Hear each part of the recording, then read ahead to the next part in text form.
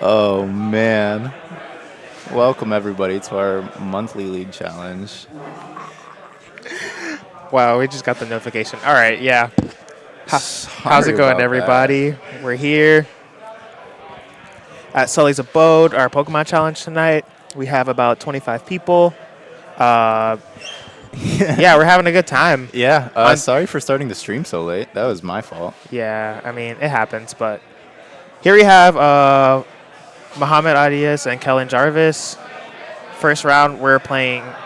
Kellen is playing Jolted Box, and Mo is playing Gardevoir. Yeah, we saw a pretty, just to summarize the first couple turns of the game, we saw a pretty standard first turn from Kellen. Kellen went first, established just the Maridon double hands, or hands Joltik. Went with the Jolting charge onto double Iron Hands. Mo was able to take the knockout with the Gardevoir, take 3 knockouts, but it looks like we're going to see a retreat into the Drifloon and take a knockout.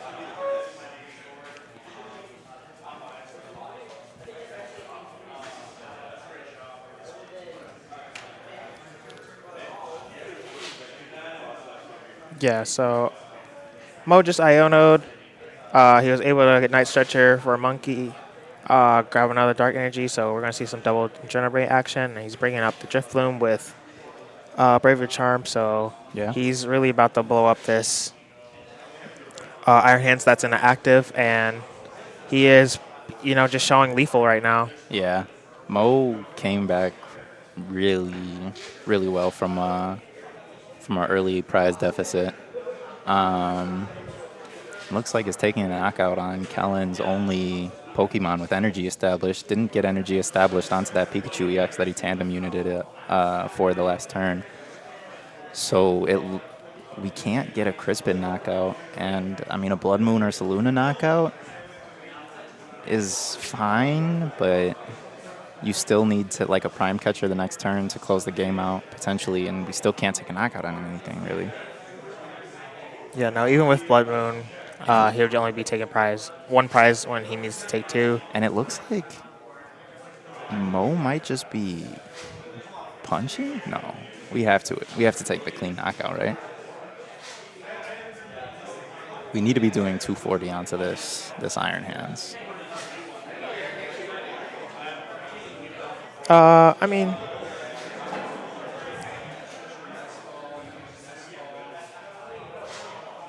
Okay. yeah, so he takes that knockout clearly, healing all the damage, but still applying the energy on board, which is good.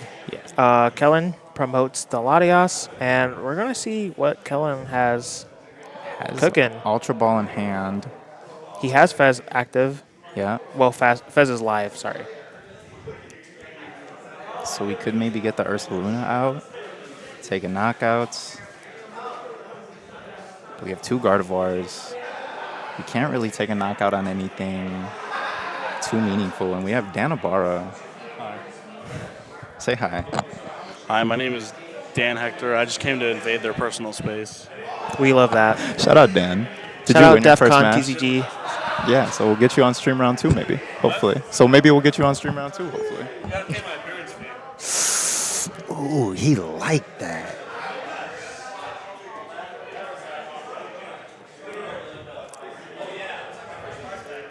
Honestly, it's pretty curtains for Kellen.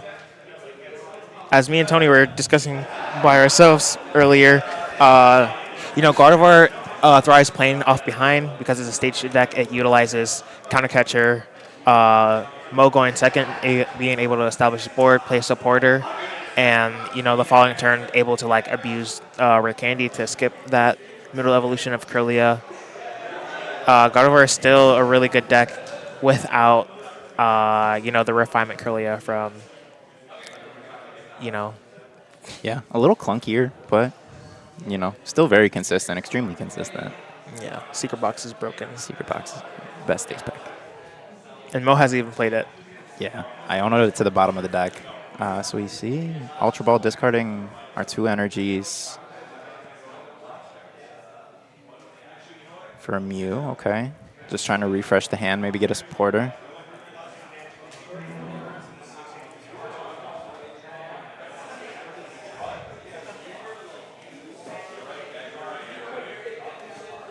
So, Tony, tell me, what do you think Kellen's like optimal line is?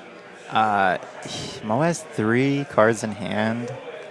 I mean, if we can Iono him low, but yeah, he this is a very tough spot. He needs to go like knockout with Ursaluna. Hope that Mo doesn't have Bravery Charm, Night Stretcher, Drifloon, or I mean, do we still lose to 3? Yeah, we still lose to 3 Monkey Dories and a Miracle Force. Yeah. So yeah, very tough. I mean, spot. even if he passes or like brings up, either. Yeah, Dark Energy in hand for Mo, Artisan in play. Yeah. So we need like Stadium Bump, Iono, and we need a lot. I don't think. What did we get a supporter off of the Pokegear? Oh man. He goes to blow mode, and then Mo shows him the Clefairy. No, I don't think that is Clefairy. It should be enough. Oh. 220 plus 3 monkey. Yeah. Double monkey.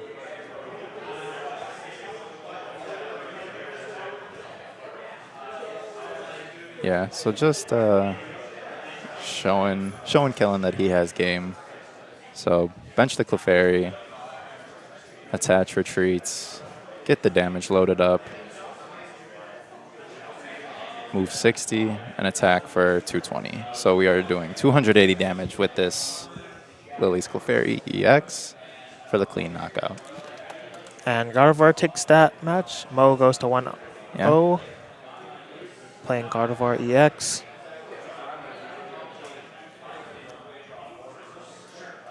Me and Tony are also talking about this, but unfortunately, Cullen did lose the die roll, and he was opted to go first. But typically, Jolting Box thrives going second because they want to have that turn 1 Jolting charge to charge up literally anything that they need. Yeah, and Mo had a pretty insane turn 2. Turn 2 went with the Rare Candy Gardevoir. Got the chip damage with the Scream Tail onto the Iron Hands.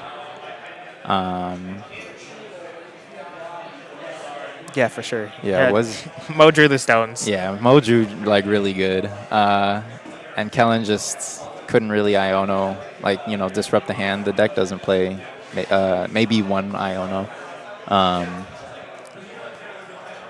and if any, I think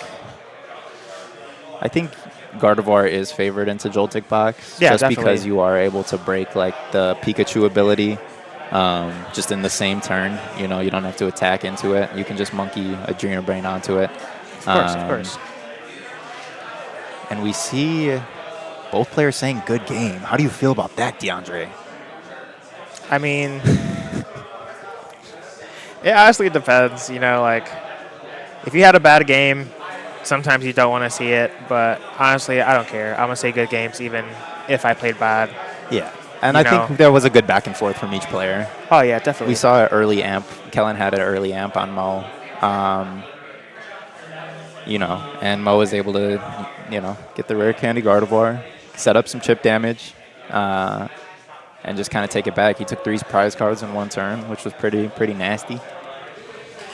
And then was able to close the game out from there. Yes, sir. Let's just go to shows. Yeah. This is Kellen's last game, so we wanted to get him on stream. It is great to have him here. We love Kellen. What's that? Go to transition. Yeah, just wanted to give Kellen some love. He's been a local here at Sully's Abode for about a year now. Comes all the way out from Mitsuwa. So shout out Kellen. Yeah, bro lives far. Yeah, bro does live far. He's a trooper. And hold on, we'll switch to them. This is a cool little. We'll show them. Mo is signing one of Kellen's cards. Kellen's got a binder full of signed cards for everybody. So we see Mo signing one of Kellen's cards. Kellen showing Yeah, I his forgot what binder. card I signed. I think it was Monkey Dory. And look at 'cause- that. That is 3, 6, 9, 12, 15, 18. 18 cards per 2 pages. And he has multiple pages. That is so much love from the boy Kellen. Oh, yeah, Young Buck for sure. We hope he does fantastic. Good luck. Good luck in school. Sorry we did not stream the first half of your match. He'll be all right. He'll be alright. He'll get the end of it. Oh, Mo wants to come talk to Oh somebody. yeah, Mo wants to. No, Mo come wants on. Let's get this guy.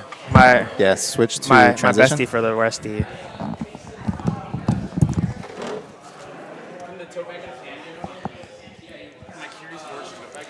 Yeah. Look at this guy. That's my brother. That's my brother. That's my brother. Shout out to my brother. Hey, Shout out to my shout out to Big Shook. Where is it? My Curious George tote bag. Wait, which way is the camera? Oh, the camera's right there. Yeah. Lit. So Shout here we out to have DS. NRG's Mo. Hi. He just came off a win versus Jolted Box. How you Yeah. feeling, Mo? And why did you decide to play Gardevoir today? Gardevoir is the only deck I will play right now because like it's Real. it's really good and it's really good. And I said it's really good twice because it is. And I was talking to Brent Tonneson a lot. That's the list I'm playing. -1 Nest Ball, +1 Buddy Poffin, just Yeah. because like whatever. It's the same thing basically. But he was talking to me a lot, and he was just like, dude, the deck's crazy, and he explained the lines, and I was like, well, I do like Gardevoir. I'm a Gardevoir enjoyer. But at the Mexico regional, I was playing the Zoroark version, the Henry Chow version, and I think that version is really good. But I do think that like Cleffa is a really broken card, and Cleffa is like actually so crazy because you can Artizone for Cleffa, and it gets you out of some brick situations that you might be in. Yeah, definitely. Instead of like the one Zorua that you might prize, but playing 2 Zorua is kind of bad. And like playing Jacques is like okay, so I'd prefer probably not to play Jacques. So I'd prefer just to play like the really streamlined. Bro, 4 Ultra Ball is crazy, 4 Nest Ball, which is the Buddy Puffin now. But playing like Double Candy, well, it's just the same thing. Secret Box is the same thing, but it's just a matter of being able to really turbo through your deck and research everything. And it's like since it's so research heavy and Iono heavy, which the Henry Chow version also has the 4 Iono, but like the quad research, bro, you just turbo through your deck. And I find myself playing researches like every turn, and I'm like, man, my Ionos are at the bottom of my deck. Hey, that means I'll have them late game. So Yeah, due to some technical difficulties, we didn't get the full match, but we saw your opening line, and it was just curtains. You know, you just had everything set up. You forced your opponent to go first, and it was just that. definitely. And then, so I had the Artizone too. I played the Artizone, benched the Monkey, and then researched. And my play was like, I can either Cleffa to draw more cards and try to get that turn 2 Candy Gardevoir. But then I researched into Candy Gardevoir, so I was like, I'll Nest Ball for Ralts, and then Artizone for Ralts. So then I'm like, hey, I'm chilling. Because now I have turn 2 Candy Gardevoir, and the odds of a Disruption supporter being played is like really low.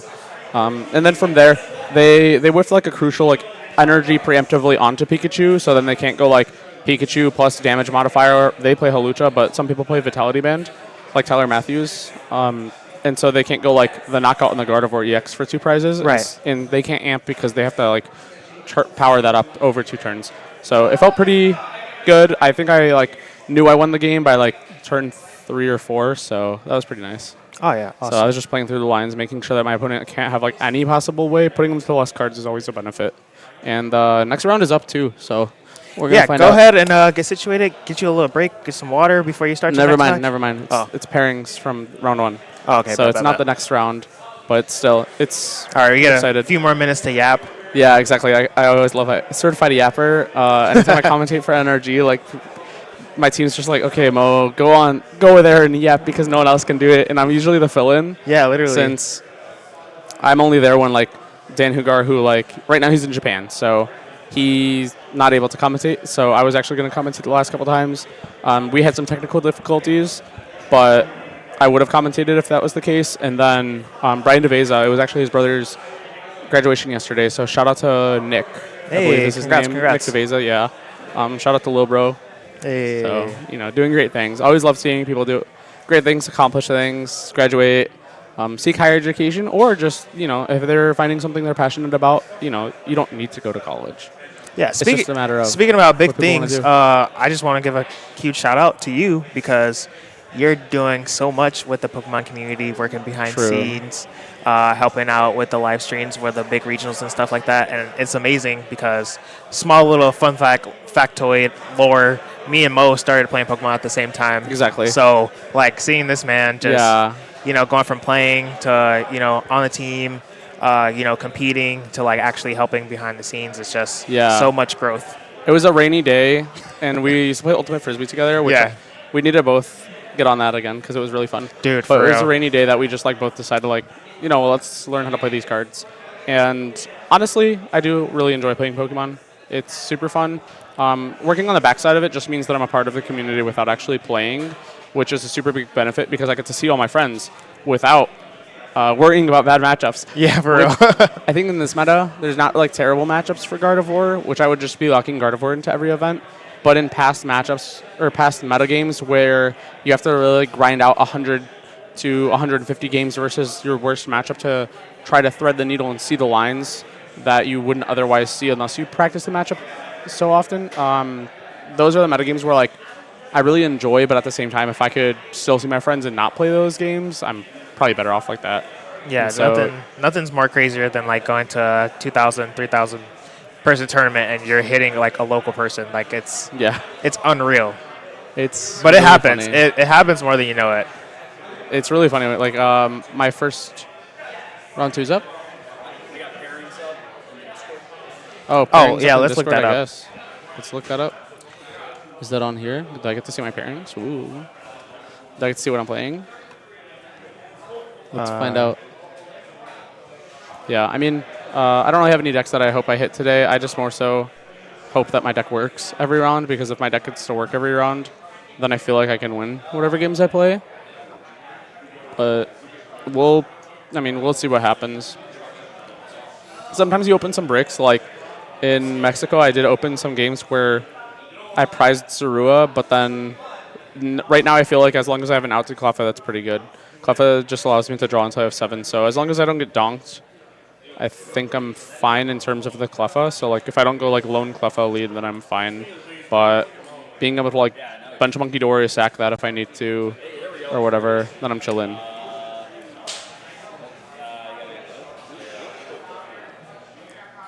We are seeing what's happening.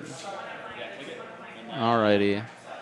New pairings are up. I'm up against Randall Valencia. So let's see what happens between me and Randall. Hopefully I win. Hopefully Best I'm of luck back. to you, Mo. Thank you. Yes, sir. Yeah, let's get a picture right here. Yeah. Someone screenshot that. Exactly. Send it to us. Clip it, chat. Oh my gosh, clip it. I don't even know how to do that. I'm pretty sure there's a VOD. There's a VOD coming. Maybe.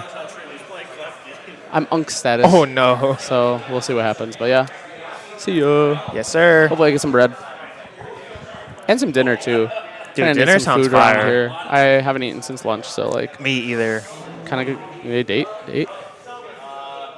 All right, I'll be back after. Hopefully I win. Oh, yeah. All right, guys, we will be right back. We're going to take a little break, and we're going to get the next round started. Peace.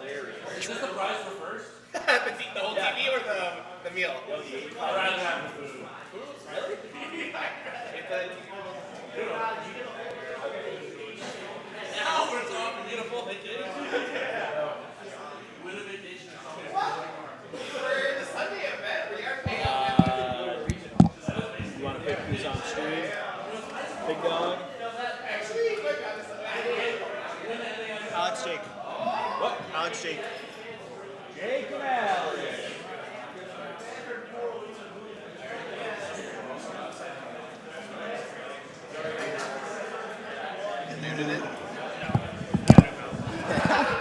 Hello.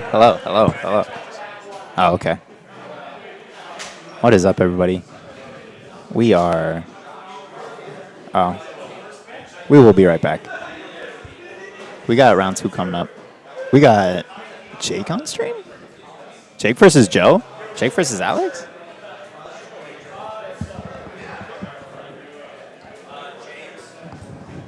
We got Jake versus Alex on stream. We love to see it. This is a pretty good match. This is a pretty good match. We got a good one for you guys.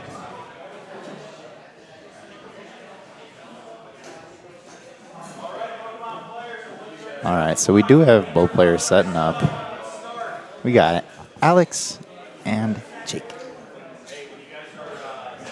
Let me get everything updated.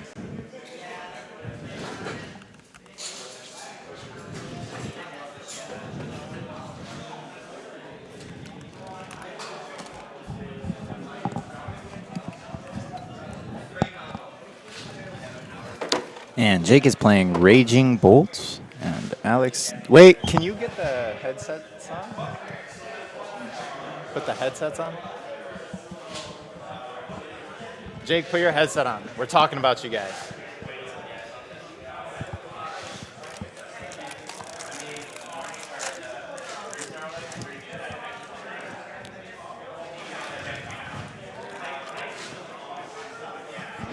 So... Oh.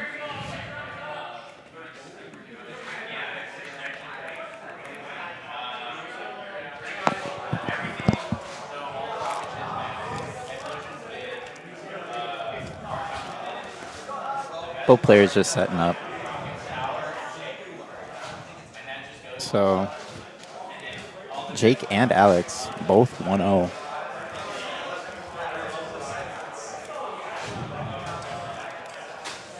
We also see Jack Carter, Joe Storino at table 2.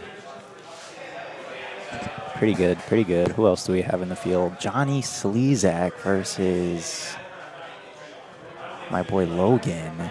Dan Ibarra versus Alex Cruz. Yeah, we got a lot of good locals.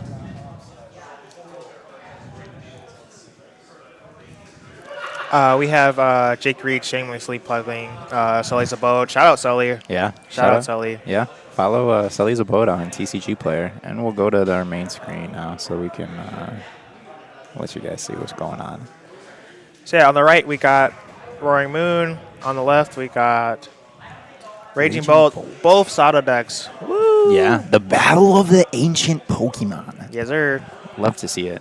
Who will be the supreme ancient Pokemon? Well, we have no ancient Pokemon in play yet. Got a Teal Mask Ogerpon in the active and a Squawkabilly EX. But we do see the Nest Ball off the rip for Jake. Probably going to get a Fan Rotom. Jake has recently switched over to Owl Raging Bolt. Something that he didn't want to do. How do you feel about owls versus no owls in Raging Bolt, DeAndre? What is your opinion on the birds and the bolt? I have to be honest. The Rotom Noctowl engine is probably the strongest engine that we have in the current meta. Just being able to manipulate your deck, searching for 2 trainer cards off the Noctowl. Rotom searching your Hoots and Noctowls is just phenomenal. Like, you can't go wrong with it. Yeah. I feel like there are ways to make your deck, slightly, more aggressive and consistent playing. Not, the Noctowl Rotom build, but, like, it's too good not to play. Like, I committed to, like, not playing a deck that doesn't have those cards in it. Yeah. Like, so I've been playing a lot of Tropicos.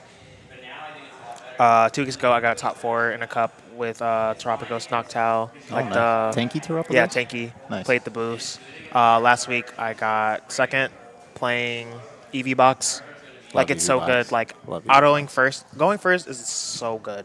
Like, it doesn't matter if I don't play a supporter. Yeah. Because I'm a play supporter, finding it off Noctowl, regardless. We see Jake bench the... Okay, so we saw Jake off the rip, Squawk and sees the hand, and bench a Teal Mask Ogerpon. I don't know how I feel about that.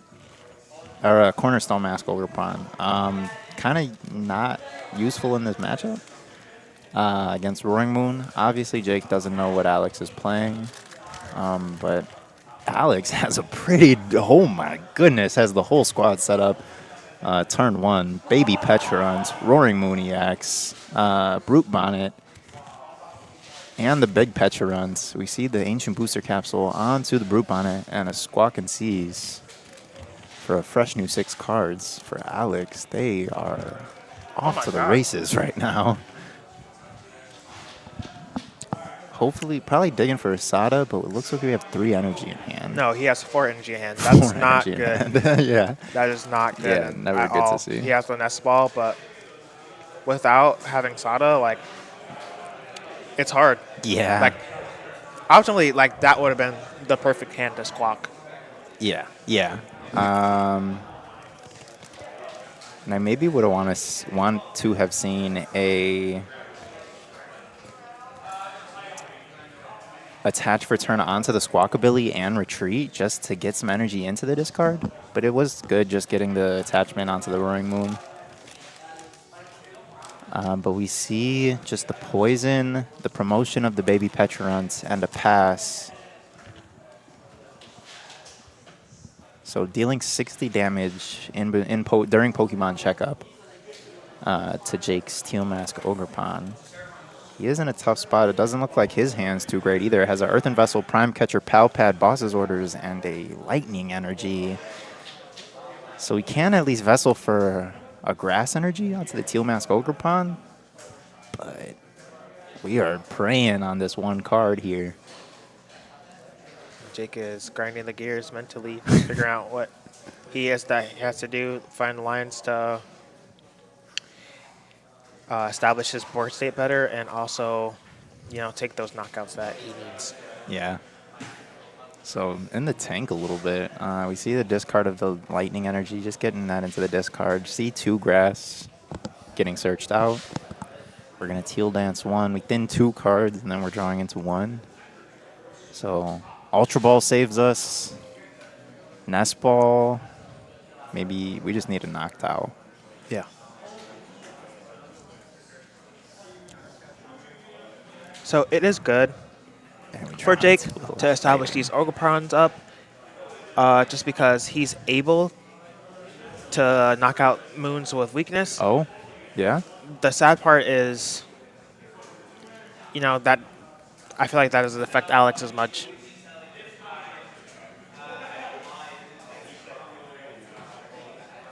So Jake taking 6 between turns because Alex is promoting the baby Petrons. Jake, pretty good play. This is hard. Yeah. Like, he opens Carmine, like, that's good for the following turn, but he still has, he's behind now.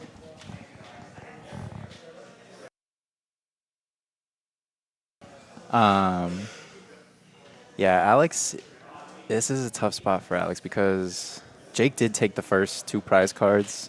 So, yeah, these 2 big basic decks. Usually, yeah, if you are behind on the first 2 prize cards, you are kind of losing the game. Really good play from Jake, utilizing that Teal Mask Ogerpon, swinging with the weakness. We did have the boss in hand, so that was we made the most out of everything we had. We still don't have a Raging Bolt in play. And hopefully Alex can take a knockout. We see the flip the script for an additional 3. That's interesting. Yep, we have the Poke Gear, so we can dig for a supporter potentially.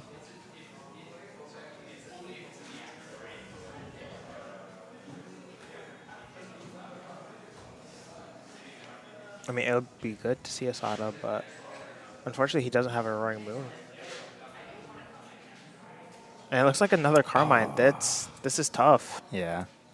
I mean, playing the poison package, we are kind of committed to like that turn 1, maybe getting that just a poison pass knockout. So we are playing heavier lines of Carmine. But that means we're not seeing Sadas, which we want to see. This is a very tough spot. It looks like we might just have to poison pass again.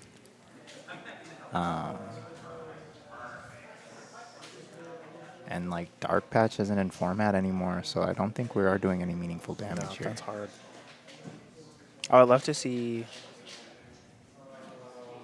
an attachment onto something, at least. maybe the big Petulant so that we can eventually use the big Petrun's attack. I forgot what it's called. Irritated Outburst. Yeah. For 240 if they've taken 2 prize cards. Yeah, and Alex... Oh, Alex decides to pass. Interesting. Yeah, so just poison pass for an additional 6. So that means if the Teal Mask Ogerpon is in the active for another 2 turns, they might get knocked out. But we do see Jake finally draw into a Raging Bolt.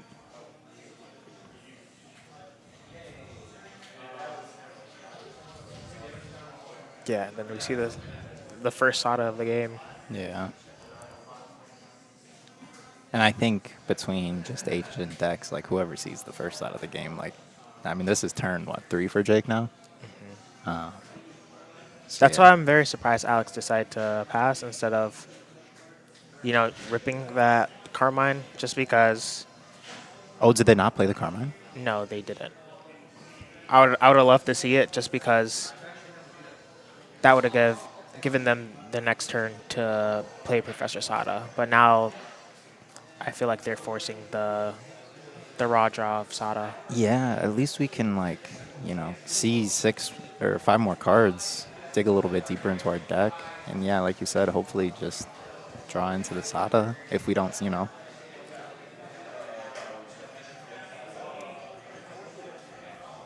7 cards in hand for Alex.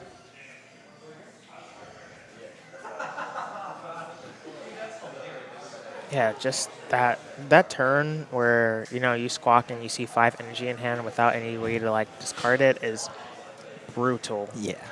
Yeah. He has the man. prime. So, yeah, he's going to take this knockout with Raging Bolt doing the Bellowing Thunder attack. Yeah, still hasn't utilized his Teal Dance ability. Or Noctiles. Yeah, but we're just going to take the clean knockout. 3 energy discarded, That's 210. Yeah, and so now we have no Pheasantipity for Alex.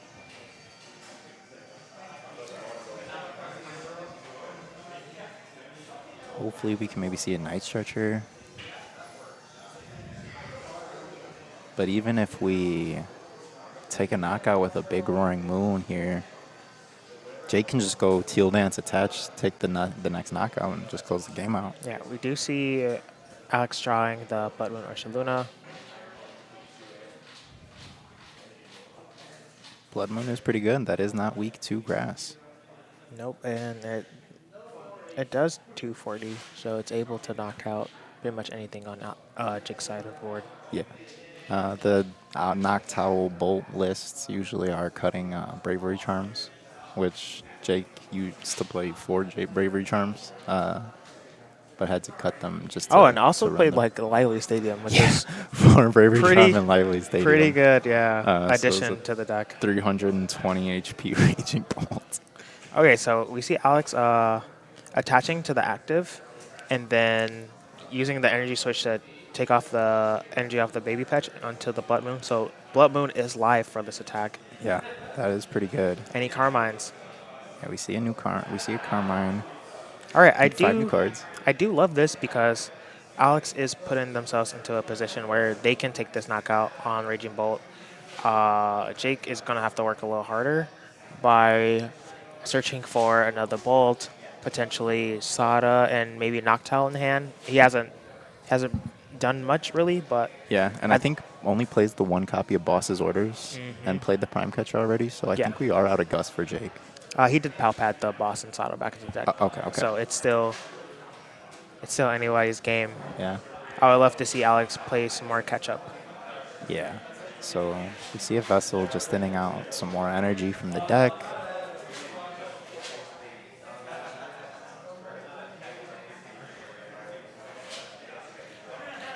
Okay, we see about 2-3 energy. We see the Nest Ball.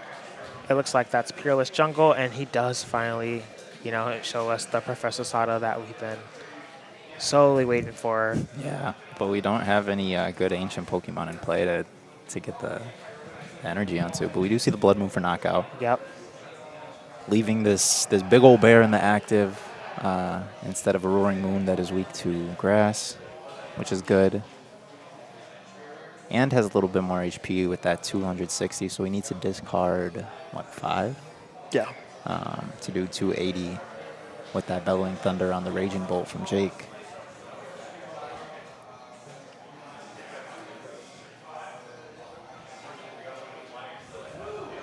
Yeah, Jake's hand looks a little clunky. I saw 2 Sadas. I saw the Earthen Resonance, and I did see the Baby Raging Bolt from Stellar Crown that's able to snipe the bench. Okay. But, his hand, I don't know. It's kind of interesting how he didn't see a Noctowl, but to be fair, he wasn't able to establish our fan Rotom Yeah. going second.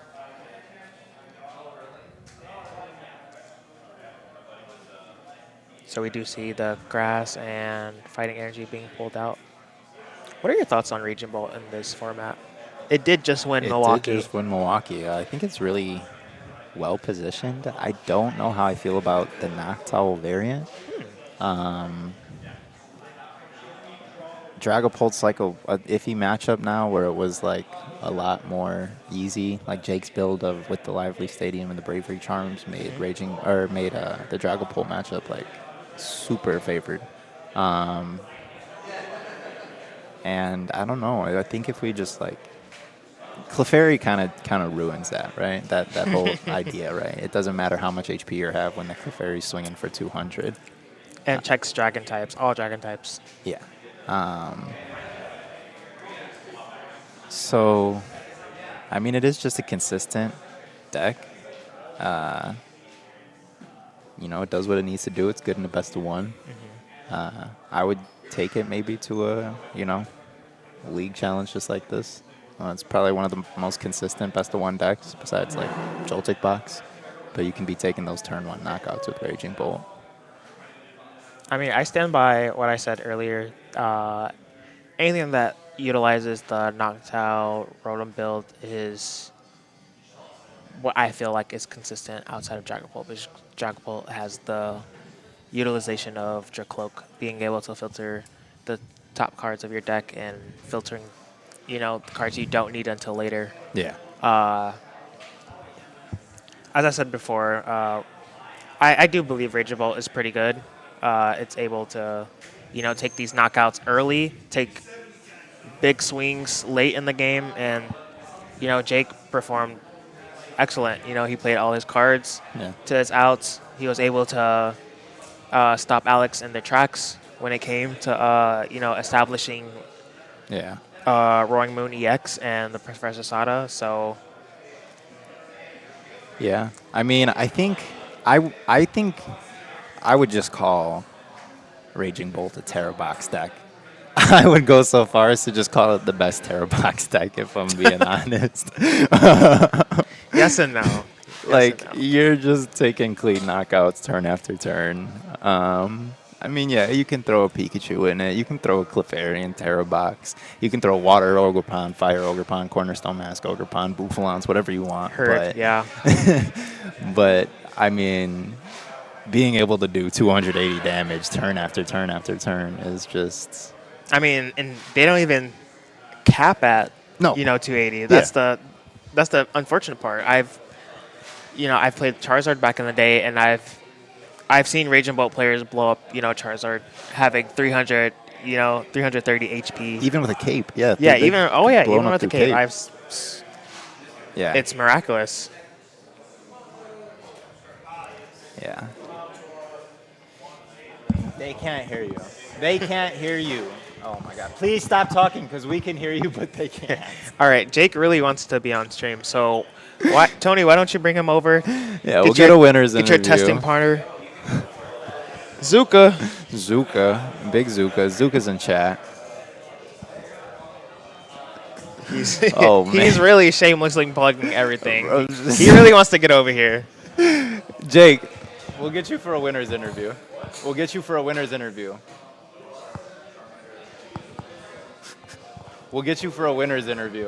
to let Tony take this one. My brother and Jake. We could hear him, but I don't think you guys can hear. I don't think the stream can hear the players.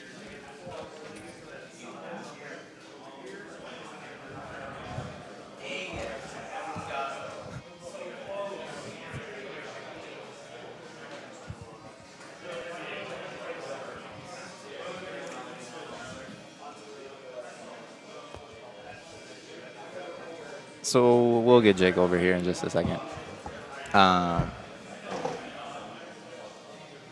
For the winner interview.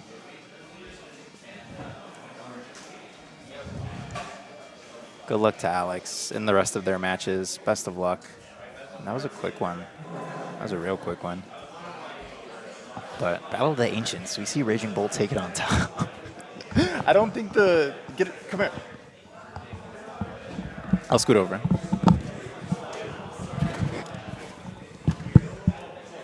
Boom. We got my boy, Jake. Octazuka Jake in the house. Take a seat, my boy. Take a seat. You can hydrate. You can hydrate on stream. How you feeling? Feeling pretty good. We're off to a 2-0 start, so Yeah. can't complain about that. 2-0 at the Sully's League Challenge. That's pretty good. And it's a pretty good shirt you got on there, Jake. That is a good shirt. I like your That's shirt, a pretty too. good shirt. Oh, can we screen capture this? How do we screenshot? Oh, man. I wish I knew how to screenshot. That's a pretty cool shirt. Somebody That's at a good home shot. take a Somebody screenshot. Chat. You can take a screenshot. Hey, Steven, screenshot this. Yeah, shout out Zuka TCG, man. Yeah. It's great to have my testing partner and good friend here, Jake. Yes, sir. That was a pretty interesting match. You both had a really awkward start. Yeah, both games so far. Just started playing the knocked out engine in Raging Bolt, and both games so far I have not gotten a knocked out until my final turn, which is very awkward, but 2-0, so. That's pretty good, though, having that Noctowl on the final turn when you need it. You Yeah. know, just having that hoot on board established. Did you know what Alex was playing going into the matchup? I did not. I assumed either some electric deck or Flareon. Okay, so that's why we saw the Cornerstone Mask Ogre Pond getting benched. Yeah, that, and because I also You didn't have an needed a attack, yeah. Terra Pokemon for the knocked owl in case my Teal Mask got knocked out. Okay. It was really cool seeing the Teal Mask knockout, though. Yeah, that was cool. And here we have the loser of our first round match, Kellen Jarvis. How do you feel about losing your first round? I hate you, Tony. Another Zuka in the house. It's great to see. We have all the boys in here. We got Kellen. We got Jake. We got Kyle. Kyle, Alex, both Alexes. Both Alexes. Cruz and Vega. Vega, honorary Zuka, even though they're team girl power. Love team girl power. But Zuka all day. Zuka. But yeah, Can I get an Octa? Octa, Zuka. Zuka. Yeah, how do you feel about Noctowl Raging Bolt as opposed to, because I know you've been playing Raging Bolt for a while. I know you've been playing like the 3-4 Bravery Charms plus Lively Stadium, making your Raging Bolt what? 290, 320 with the charm and the stadium. Yeah. But yeah, I've been playing Raging Bolt majority of this season, and I've had a lot of good success with it. But I've been kind of stubborn and not playing the knocked owl variant that everyone else has. And I think after Milwaukee, after getting Badoo spammed, I was like, okay, maybe we need to try this knocked owl that everyone else is playing. Switch up from like the Poke Gears, because you played how many Poke Gears? 2 to 3. Okay. But now I have none. Yeah. And I mean, so far it's been going okay. I brought it to a couple locals this week. I went 3-1, I believe, at both of them, and then. And you cut your Bravery Charms as well, correct? Yeah, that's something I'm not sure about yet because Blood Moon has been a problem. And how close is your list to Christian Labella's, the most recent successful 60 that we've seen for Raging Bolt? We're pretty close. I know I don't run Mew EX. Okay. I don't remember if he had Blood Moon or not because I know He some did people are running Blood Moon. I do not have that. Yeah, that's like Blitzel's list. Yeah. I'd say it's between 50 and 55 are the same.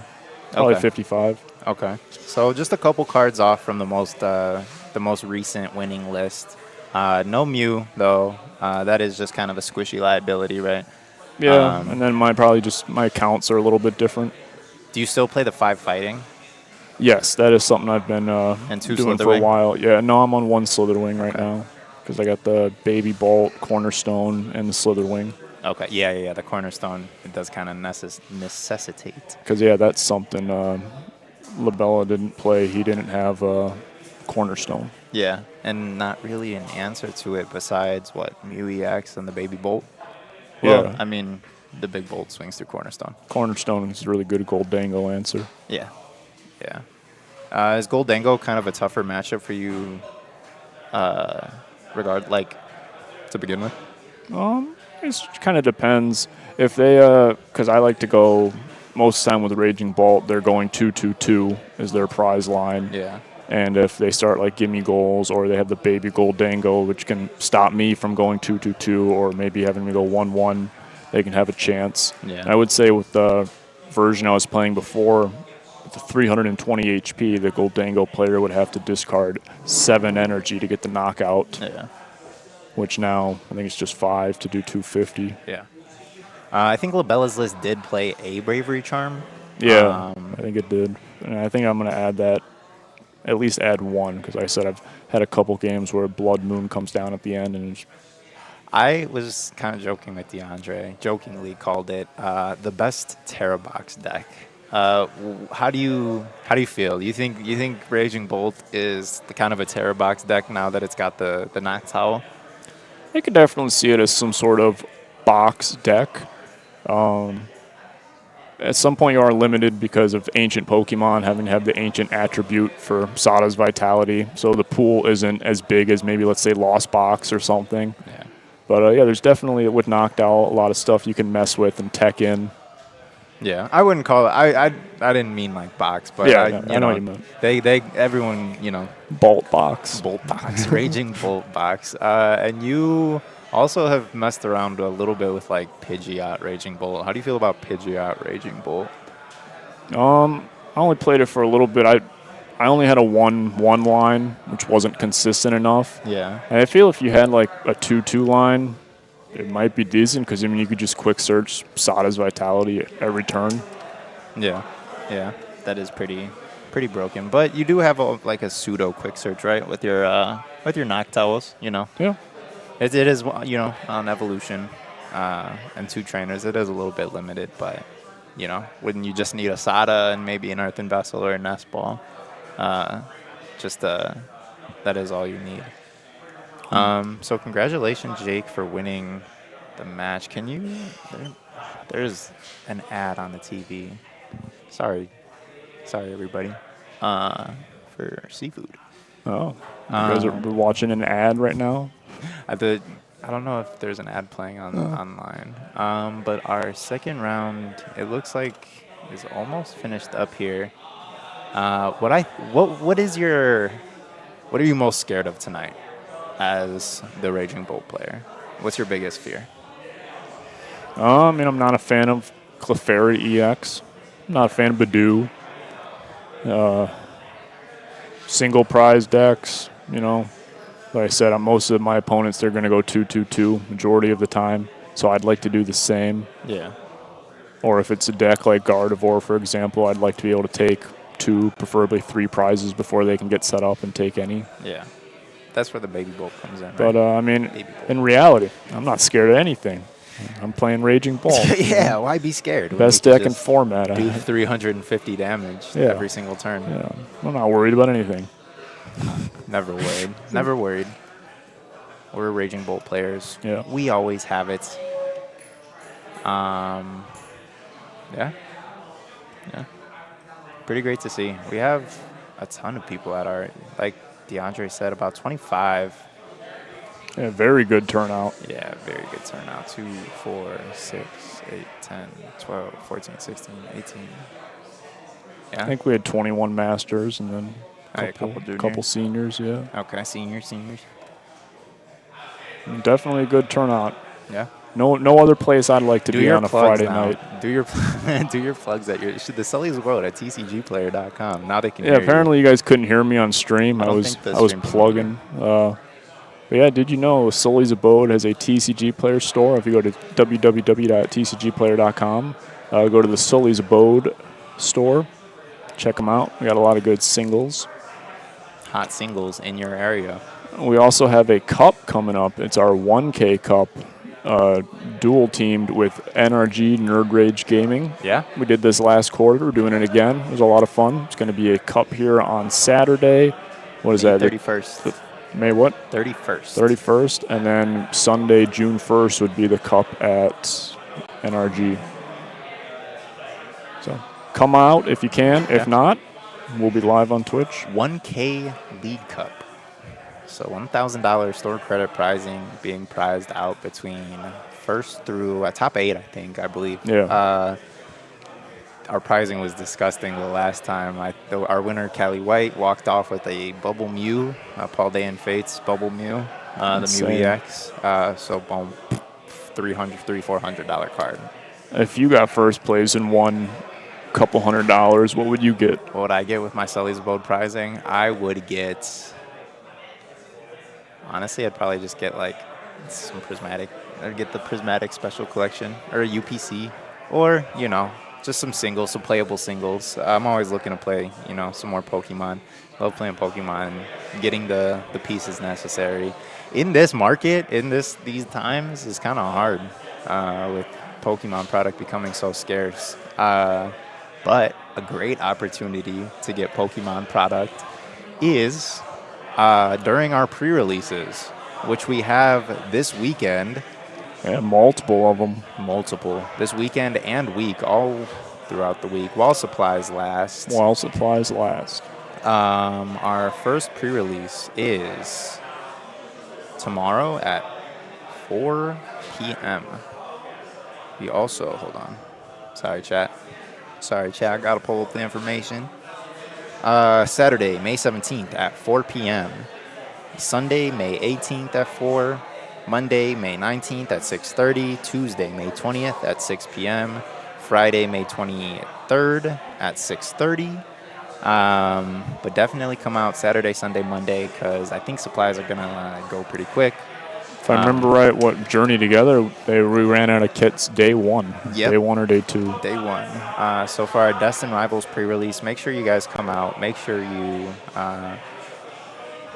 stop by, join us. It's really great. Pre-release format's really fun. You get a 40-card deck, and just make it work. Everyone's on the same playing field. So Destin Rivals is a set you're not going to want to miss too. Yeah. I think it's a very anticipated set. Yeah. And our round just ended, so I'll let you take a little break, Jake. I'm gonna take a little break.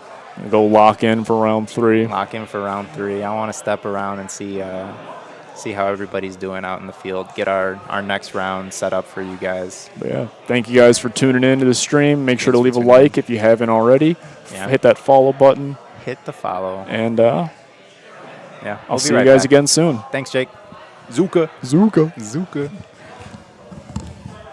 We'll be right back. Everybody. Logan? You want to get on stream? Logan, you want to get on stream? Logan, you want to get on stream? You want to yap with me? Did you not win? Oh man.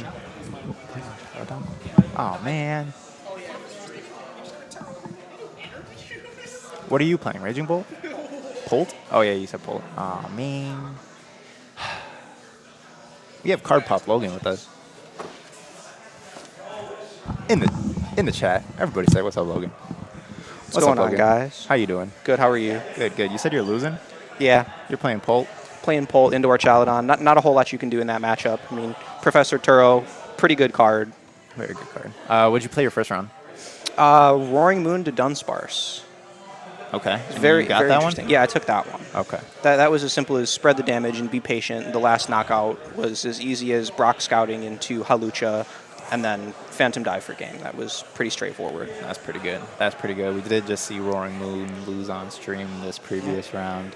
So not a good night for Roaring Moon, but it is interesting seeing it out in the field. Absolutely. I mean, it definitely has a much better Goldango matchup, and I feel the Roaring Moon players in the crowd thought that was the meta play, but it just didn't seem like that worked out so far. Yeah, yeah. I think I have an undisclosed number of Goldengos. Those numbers yeah. crazy. I can't reveal how many Goldengos we have out in the field, but we have some Goldengos out in the field. It would have been nice to hit one of those, but yeah. there's always next round. There's always next round. I don't know how hot the Goldengo players are doing, so we'll see. We'll see. We'll see. I'm excited about the interesting lines the Dango Dragapult matchup brings. Yeah. It feels like a Dragapult. mirror, but it's also not. And if they bring up that Dango, it makes things a lot more interesting. Yeah. Yeah. All right, we got DeAndre coming back. Thanks, Logan. Thank you, Tony. Thanks for yapping with me. Appreciate you stopping in. And we have DeAndre back with us. Pairings are up. Do you have a next round for us? Do you have like a next? Oh, okay. Like who I want? Yeah. Anybody? Whoever I take one. What if it's not a skill expressive matchup? What if it's not a skill expressive matchup? I want a skill expressive matchup on stream. Well, they're 2-0 for a reason. 3-0 for a reason. They are 2-0 for a reason, but what if they're not playing a skill expressive? What if they're 2-0 with a bot deck? We need spice.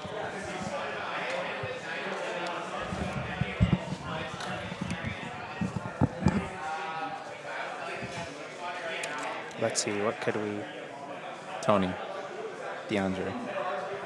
Hi, I'm Tony. Hi, I'm DeAndre. I play Digimon. I'm retired. You not play Digimon anymore? Not really. What do you play now? Still Pokemon? Just Pokemans, just bro. Pokemans? If I can get better at Pokemans, I'm chilling. Unite? Pocket? VG? Bro, I miss playing Unite so bad. Unite's pretty goated. Nah, just TCG. What was your main in Unite? Umbreon. Support? Kind of nasty. No, Or defender. Defense. Defender, Yeah. yeah. But I had like an attacking build, Yeah. so I would use, what was it? It's Foul Play and the one that like stuns. Yeah. I forgot what it's called. There's like an area of AoE attack. Yeah, we ran through it. Yeah, it was just to trap them, and then I'll just like keep swinging. How do I? You just have to. Oh. How do I exit out of this one?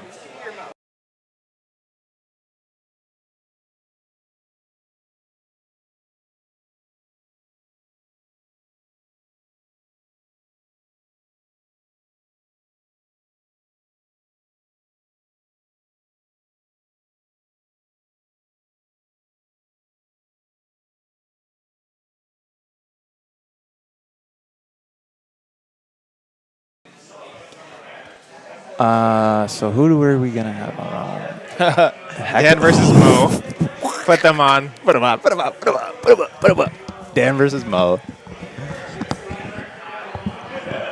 Dan and Mo. Hold on, chat. We are gonna.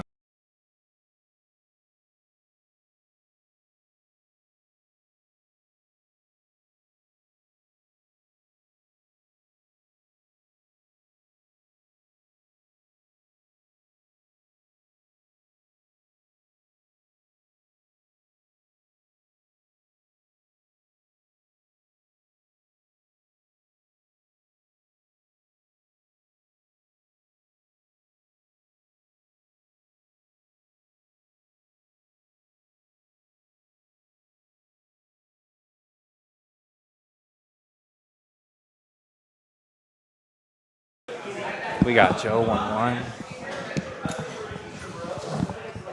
We're cheering for our boys. Yes, sir. But we got Danabara and Mo. Oh, you want to switch seats? Yeah, that's fine.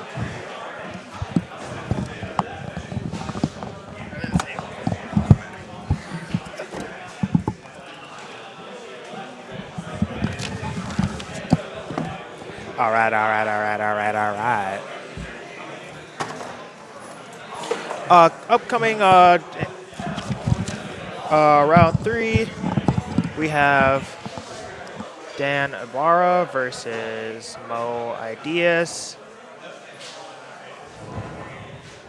Yeah, Yep, both they're players gonna be setting setting up. up right now.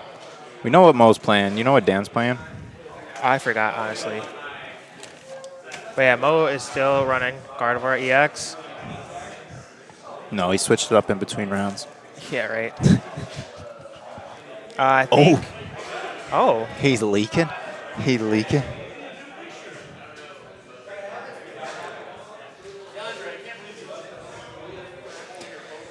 Bro's trying to flex right Hold on, now. I have to go take a picture. Oh, of your goat. Hold on. Hold on. Let's get a stream pic. Hold on. Yeah. Hold on. Wait, keep the pose. Keep the. Oh my God. Keep the pose. You got to do it again. You got to redo it. No, they're locked in. Can I get that? It's a good screen. All right.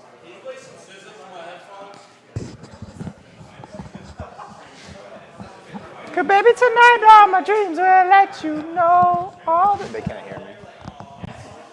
Tragic. That's crazy.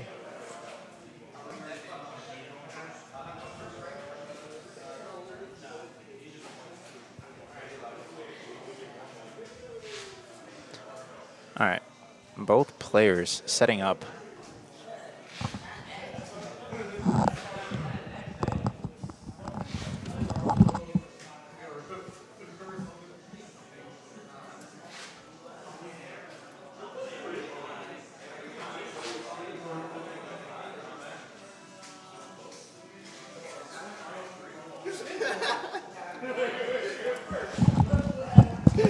Goated.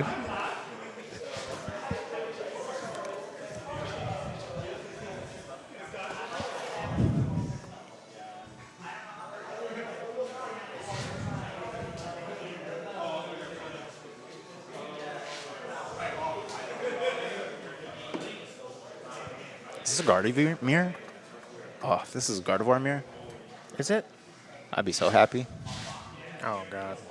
Hey, this is. I don't know. We We can hear you. You can't hear us, can you? You can't hear me, right? You can't hear me. Okay. Wait, quítame.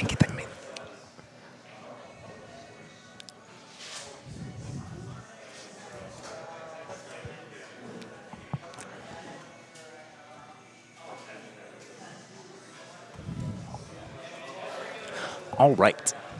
We have our players starting off.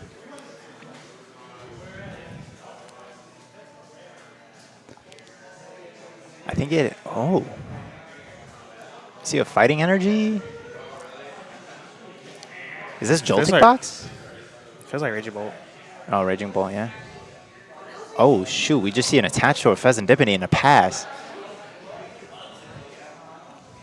Oh, this might just be a quick one. This is tragic. Please, not like this. Chat.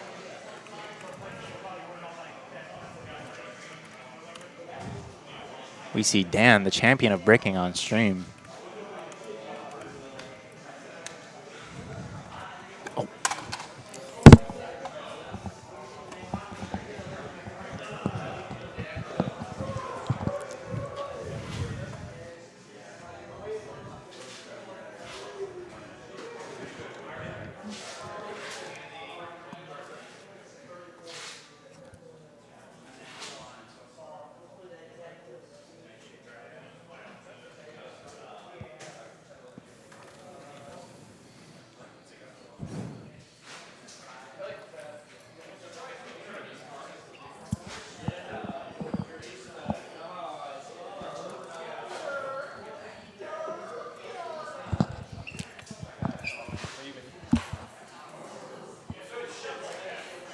Yeah, so unfortunately we see an attached pass for Dan. We're suspecting that he's playing Raging Bolt. On the other hand, Mo opens Secret box. Ralston Secret Box, so he's going to get that complete setup going. He's broken. He's go to chat. He is pretty broken. Guardy is broken. He said that. He's broken. Shout out Brett Tonelson. He definitely got top 8 with this deck at Milwaukee, I think. Yeah. Yeah, top 8. He's a fantastic player. And Mo just a good Gardevoir player himself. Oh, yeah, definitely. Fantastic Gardevoir player. Been playing Gardevoir for quite some time. Yeah, me and Mo definitely ran so many Gardevoir sets in our time, hitting each other in cups and challenges. Respectable player. Dan's no slouch either. Nope, definitely not.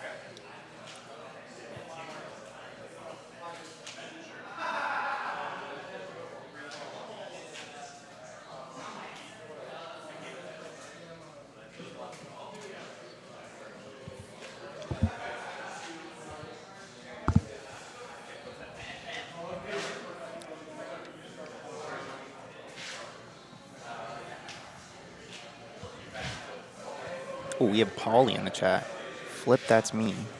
Shout Mo out.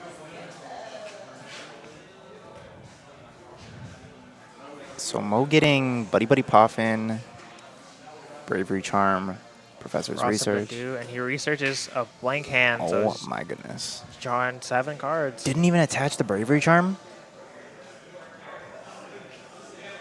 Didn't he? He No, I just don't secret box with the Bravery Charm, just threw it out? Yeah, I don't think it matters. He's like that.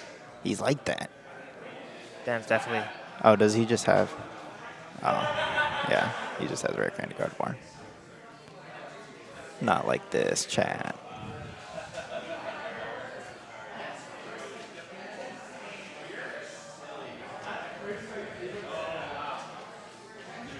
Now you just go Vessel, what, the Night Stretcher? Yep. Yeah. There's nothing you get at the point. Test like, Retreat. Yeah, Dan's hand is really. I think he just has the donk.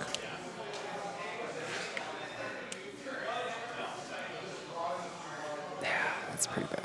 Sorry, chat. We didn't mean for this to be a quick one. Maybe me and DeAndre will just play a, a match on stream. Yeah, you got we a definitely. deck? We can, yeah. Okay. Let's just We can play a whatever. match after this. You have standard GLC.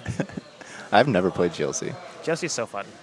Oh, it looks like. Oh, okay. oh, we do have a game. We do have a game. We see an Itchy Pollen. Yes. He's gonna burst or. Oh, man. That's okay. 4 energy and a Noctowl? That's fine. Oh, man, but at least we have a game, thankfully. I think we were 2 energy short of the rare candy card for a knockout. Or we couldn't evolve, right? No, he has research in hand. Oh, Bravery he just- Charm, Drifloon. Yeah. So he does research again.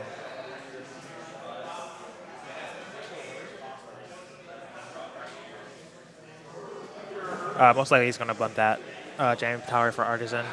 And Raging Bolt only plays 1.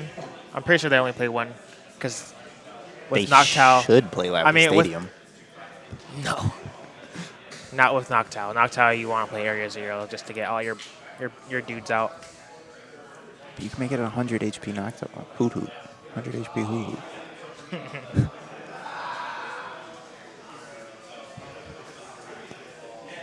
But this is tough, just having the Raging Bolt in the active against Gardevoir. We could just see a Nest Ball for the Lily's Clefairy. A little sidebar action while they're playing.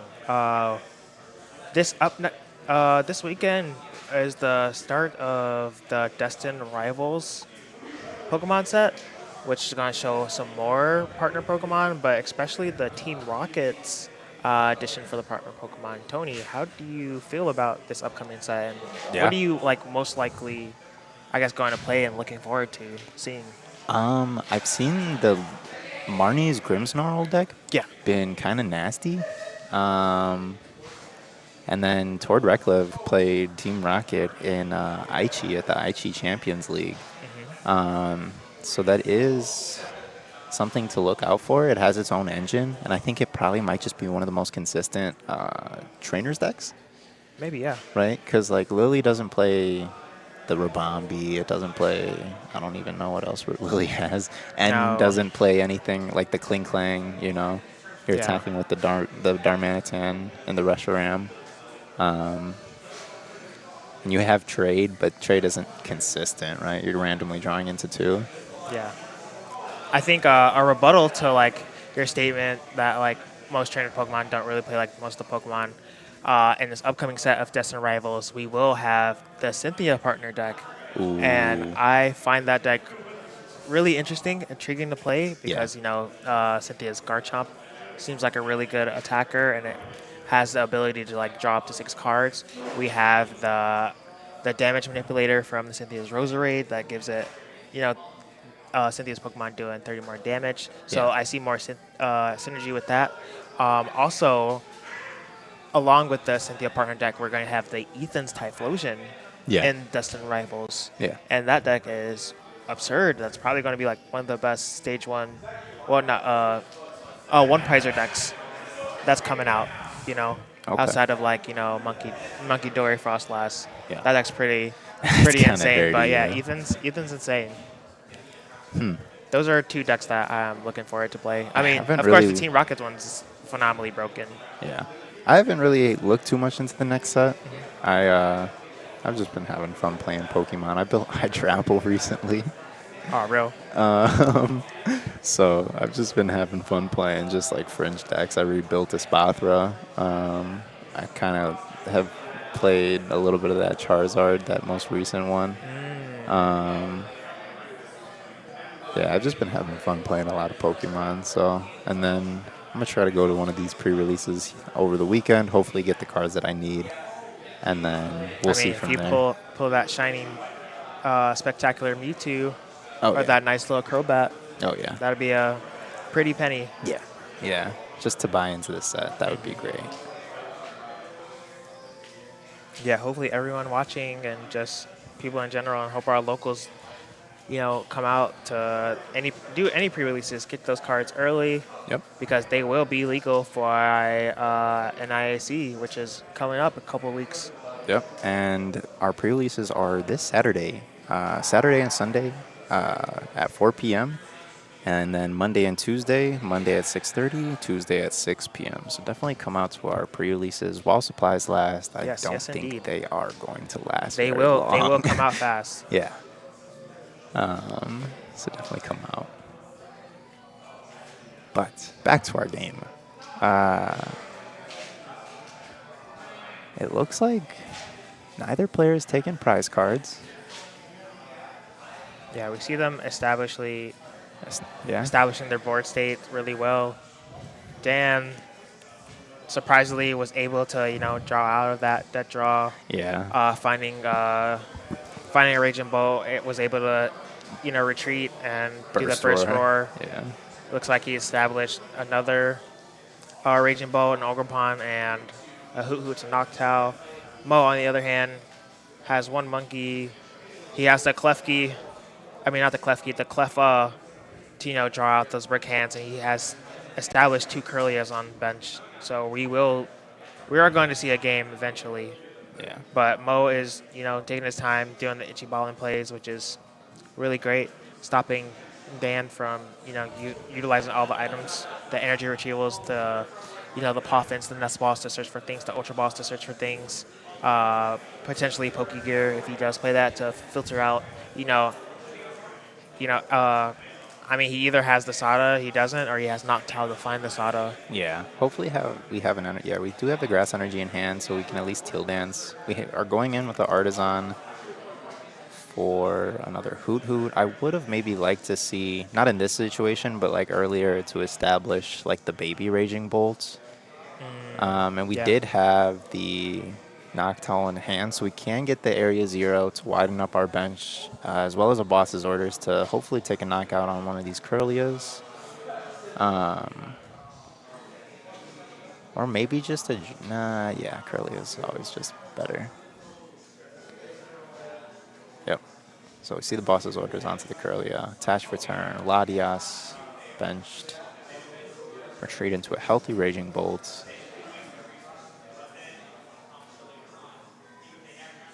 Debating whether or not to bench the Fan Rotom just to get it out of hand if the stadium gets bumped again.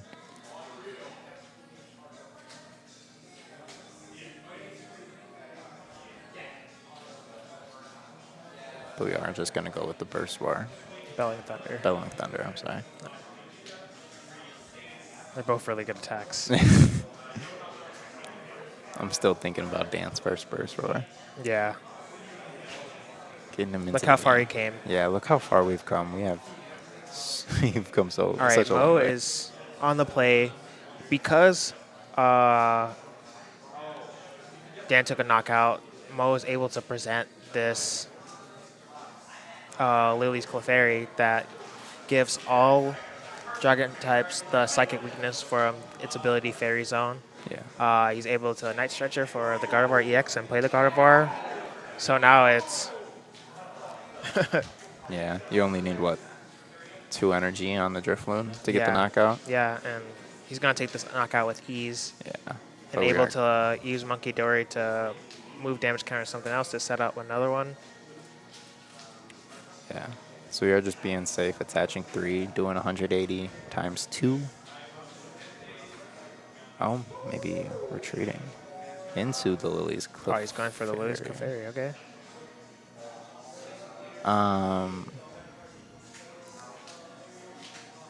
I Interesting. can see it. Yeah, I can see it.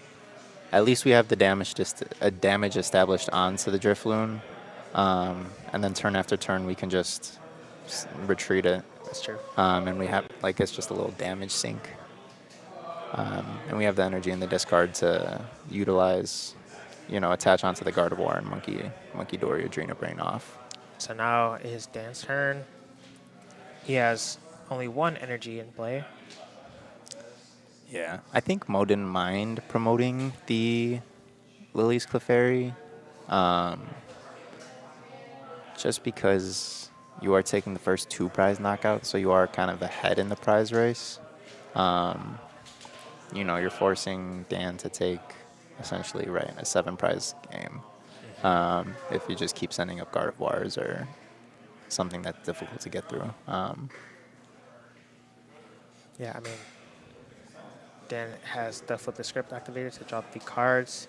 He still has a Hoot Hoot that can evolve into Knocked Out to search for literally missing pieces that he needs. He still has a Till Dance live. He still has an Energy Attachment live. So we can see some things, with the Badoo locking. It does come with, items not being used, but it does build your hand up over time that once they stop using the Itchy Pollen attack, you can just go crazy with playing as many items as you want. So Yeah. I'm expecting to see a big turn for Dan. Yeah. And Mo especially didn't disrupt that hand the turn prior. So we do have all of our items available. Dan just debating what to do, mapping out the turn. You see a Nest Ball, getting another Raging Bolt in play.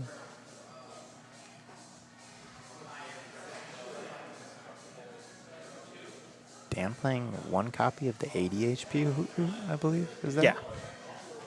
The Insomnia. Insomnia Hoot Hoot. See a Vessel getting just 1 grass energy.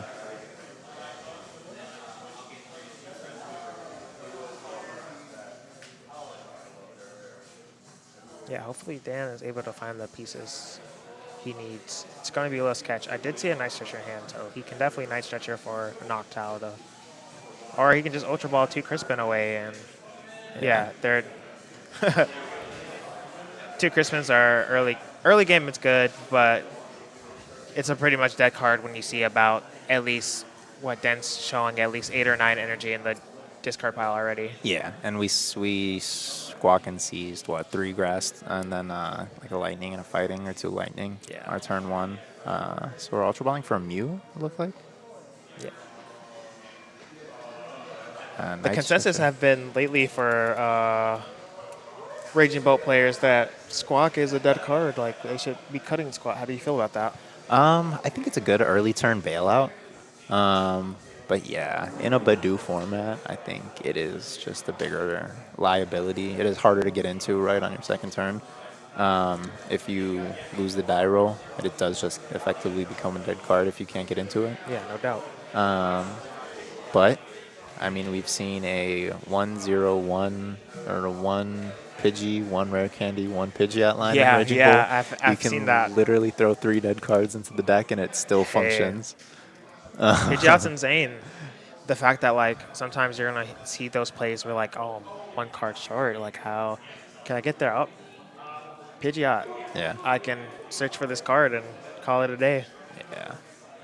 Yeah. But we see Dan Jewel Seeker for a Professor Sada's Vitality and a Night Stretcher. Just getting that energy in play. Sada drawing us some more cards, getting even more energy in play.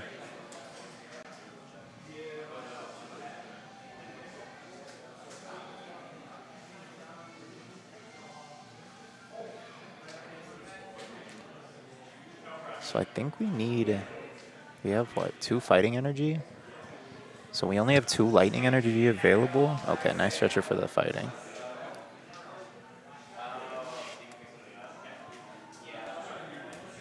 Oh, he goes counter catcher for the Guardy. Counter catcher and raging bolt. That's interesting. I actually am okay with this. Getting that last Guardy on the board is going to stop Mo from setting up plays. Like, sure, you're leaving the one Clefairy and Drifloon in play, but Guardy is the playmaker of this deck. Yeah, so there is no having, guard farm play. Yeah, exactly, and it's going to be hard for Mo to even set up another one. Yeah, Dan might have just found the way out of this game. Because you just take the knockout on the Clefairy and Mo can't set up a Gardevoir quick enough. And you're only doing 180 damage with the Drifloon, so what are you taking a knockout on, to close this game out? You can go counter catcher, hoot, counter catcher, Noctowl, but Yeah. I would love to see Dan's, last few plays is to knock out this Lily's Clefairy and then just kind of close out the game with, Baby Bolt? yeah, Baby Bolt. Yeah. Yeah, Because leaving, Cleffa is pretty much a dud card at this moment. yeah. It's done its purpose. Wasting a Turo on this Cleffa may seem okay, but at the same time, that's using your supporter per turn. Yeah. So that's probably the line that we're going to see. But also at the same time, Mo is at 4 prizes. So him having a clear knockout of this Raging Bolt puts him down to 2. And then if Dan was to miss this attack the next turn to not knock out this Clefairy, it would be Mo's game. Yeah. I would like to see Dan, like you said, establish that Baby Bolt, just to present that one prizer in the active, because it is just easy for Mo to go, Night Stretcher, get the Clefairy back in play, and then swing with the Drifloon or swing with, something else for double damage.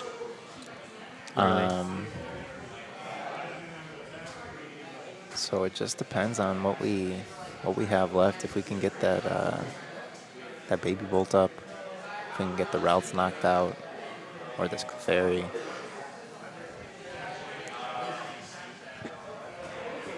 I haven't seen it yet this game from Dan.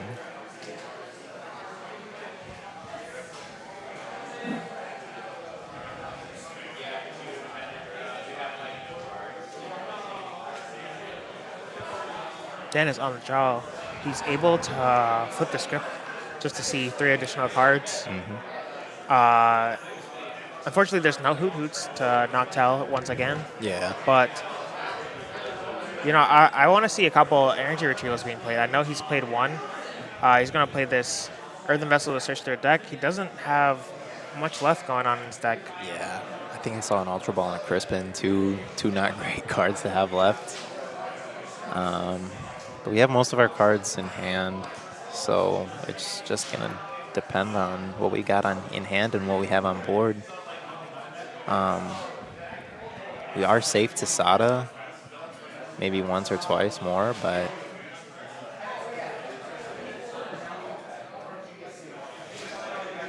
Dan looking through Mo's resources.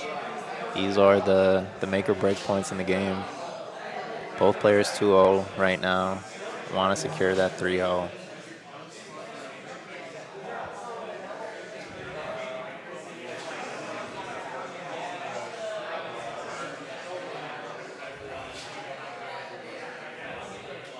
Yeah. Dan looks like he's in a sticky situation for sure. Yeah. I think we have the Iono in hand. Slitherwing is an interesting option. He's going to have to Sada. Yeah, we need Sada. Okay, Prime Catcher on the routes. It looks like he's opting to Iono. Okay.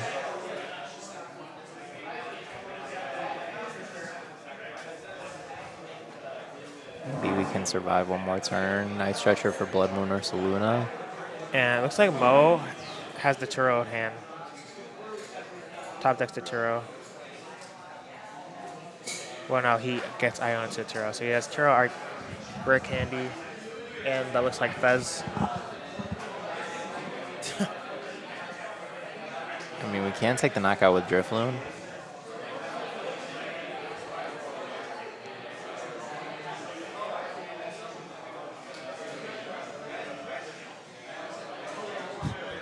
It knocks. It definitely knocks. But we're just debating to Adrena Brain.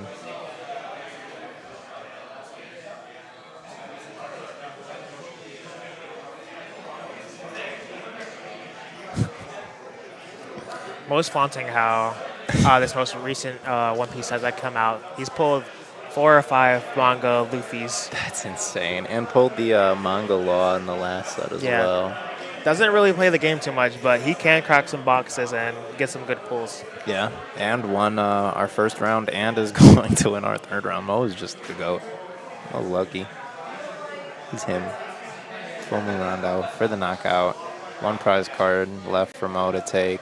Can Dan disrupt? I think he's played the one of Iono he has. Last ball, Mew. Yeah, he's going to concede. 2 Sadas in the prize cards. That is tragic. And just a really awkward start. Yeah. Yeah, burning those retrievals without necessarily using them, and the jamming tower, like all those cards that are made for like this matchup were lost Yeah. Yeah. trying to survive the game. Yeah, So usually you want to see the tower late game after like a Drifloon's you been fought the loaded up. fight. Yeah. But that was a good game. At least we saw a game. You know, we didn't see just like a turn 2 donk from Dan. Yeah. We take that. So it was, you know, it was tough, but we saw a game. So Mo advances to 3-0 for the challenge. yeah, Dan is at 2-1. in a really Still capable of, getting the challenge points. yeah. Getting first place gets you 15 points, and then it trickles down for the top 4 into top 8. I'm pretty sure we've hit that top 8 threshold. I don't know who Having else about 25 people here. is 3-0 right now. I would want to see who else is or 2-0 in our pairings.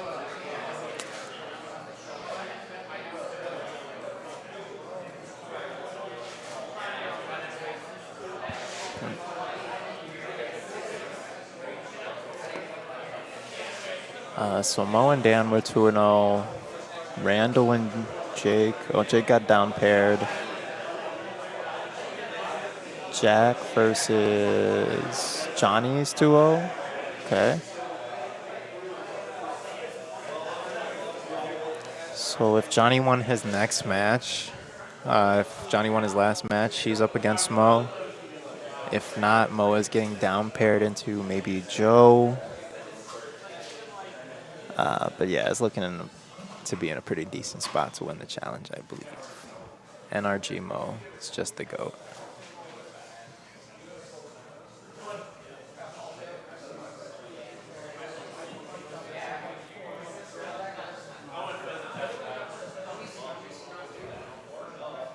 Don't do that. Welcome back, everybody. Yeah. So how do you feel about that? How do you feel about that last match, DeAndre? It's tough. Yeah. Raging Bolt takes a hard matchup versus Guardy because Guardy is able to take those multiple prize cards. They don't really care about putting you into like taking the 2-2-2. Sometimes they go 4, then 2 to like knock out. You're taking 1 prizes. Guardy's able to abuse those 1 prizes like Drift Boom, Scream Tail. Yeah. So And you even have Monkey Dory, so like few Monkey gust Dory's effects. a phenomenal attacker too. By putting Best card 60 format. and then like you're moving damage off of it, you're confusing them too. They need so many utensils to like retreat. Raging Bolt lost switch cart in this previous rotation, Yeah. so they aren't able to like switch Heal that off the often damage. and heal the damage too, which is very imperative for Yeah. Guardy. And so that puts Guardy in that huge advantage. And then with the addition of Lyria's Clefairy, all you need to do is just bring up Guardian, swing. Yeah. So But back to next format. Like you were saying, this Team Rockets format. I think this is a perfect time to yap about some more Pokemon. yeah. Because Mo already won. We already got him on stream for the interview. So, yeah, like you said, tell me a little bit about this Ethan's Typhlosion. I haven't heard too much about is that the one that does it play Blender and just like discards all the Ethans or no? Yeah, there's a build like that. Okay. I think the most optimal build for that is probably like Secret Box. Secret Box just finds everything. Okay. So what the deck does is the Typhlosion does more damage for every Ethans that you have in the discard pile. Ethan's Adventure literally just says search your deck for up to 3 combinations of like Fire Energy or Fire Ethan's Pokemon. Okay. So like you're searching out the Ethan's pieces as you go, and then I think the Quilava has an ability that says just flat out search your deck for the Ethans. So like if An you're Ethan's card? yeah, Oh, that's no, pretty cool. Ethan's Adventure, like the supporter Oh, that okay, you need okay. to like Oh, shoot. do the whatchamacallit, Yeah. the damage application. So yeah, it seems very consistent. I've seen a build played in one video Azul showed like at a Champions League. It was playing against Raging Bull, and it was able to take that during time, but that's a deck that does take meticulous strategizing. I mean, you need to like see all your pieces for the Cyndaquils and then your Quillavas. And then chaining your Typhlosions will be the hardest part. It does take 1 energy to attack, which is fantastic, but with decks that predominantly only use like 1 to 2 energies to attack, you'll see less energies because you don't need all those energies, Yeah. So excited for it. I haven't heard too much about the Ethan's deck. I mean, not the Ethan's. Stevens Metagross. Oh yeah. I've seen little of that. Okay. It's like it's coming out in a structure deck just like the Marnies. Okay. All it does is just like search your deck for like a Psychic and a Metal, and then attach it. I mean, correct me if I'm wrong, anybody chat, but yeah, that's what it does. It just accelerates energy onto it, and then it does 200 damage. Okay. It's a house though. I think it has 340 HP. Metagross is a big boy. It's a big boy. It's probably one of my favorite like metal types. As Oh well. yeah, 100%. And Steven's one of my favorite champions too. So I'm glad to see more. I like the partner archetype. Like it's very fun. Yeah. Like it gives balance to the meta. Yeah. Unfortunately, Desert Rivals is probably like the last set that we'll see these partner types. But regardless of that, like it makes Pokemon more fun. Yeah. Fresh into like a new meta. So I I'm think- looking forward to it. Yeah, Dan really. King of bricking on stream. Dude, I had a win con, but he threw one turtle off Iona too. Yeah, we saw that. You That wanna, was tough. Nah, he doesn't want to get on, but yeah. Dan played his poor heart Dan. out. He played to the best of your outs, and sometimes you miss. That's a caveat of playing this game. Sometimes you're not going to hit the stones. Yeah. Unfortunately, Mo hits the stones all the time, apparently, especially on stream. Especially on stream. This Who is- else can we feature? Can we feature some folks? Yeah, we can pick somebody. Pick somebody who won. Get some more footage out here. Yeah. Love to see faces on stream, Oh yeah. Not just us. even though we are the best stream faces. Hey, Angelo. What's up, man? Get on stream. what's up? Yeah. Our best Union Arena player, Angelo. Union over there right now. Hello. How's it going? He's so fine. Hit one of these. Hit one of these. Do one of these for the camera. For the Oh, camera. on stream is Oh crazy. my gosh. That's my arm. I'm gonna just pretend that's my arm. Hey man, subtle flex. I'm here for it. Angelo, one of great shop employee. Love to see it. Tell me what you're flicking right there, DeAndre. Just some EV cards. What you got I've there? honestly fell in love with this deck. I think definitely it was because of Tony here. I started playing Terapagos again. So I was just like, Okay. I was like, you know what? It's a fun deck. I love the combos that you can make, and it was very. I don't know. It's a deck that like people know of, but it's just so like off the meta that like it can play around like all these decks, and like with the addition of like Cornerstone, Monkey Dory, Lily's Clefairy, like I'm able to like tackle like these ability heavy decks, even Dragapult, which is undeniably like one of the best decks in the format. Yeah. But then like I've transitioned to EV Box and Sylveon EX. This card's fantastic. All the EVs are fantastic too. The one from Prismatic, the 50 HP one, being able to evolve into something on the first turn you play it, and Boosted as long as it's evolution. active, is insane. EVEX, just being like a Terra type that I don't have to like rely on Terapagos or like just any other Terra that I need to play, like, and then I can just evolve it into Sylveon, Flareon. But mainly, like, the Sylveon is insane. Magical Charm doing 160, and then Angelite. Oh my god. That attack is absurd. I love Angelite. It is very absurd. You never played me when I played Lost Box Sylveon, did you? No, I haven't. But I seen it, and I was just like, what is this? But yeah, definitely. Now with the Noctowl, like you said, one of the best engines in format. Yeah, Noctowl is insane. Like, I don't mind, like, you trapping it and then going like that itchy pollen. Like, sure, like, I'm going to Crispin and then retreat it back, and you better do it again because I will have that to Angelite or Magical Charm you the next turn. Even Flareon.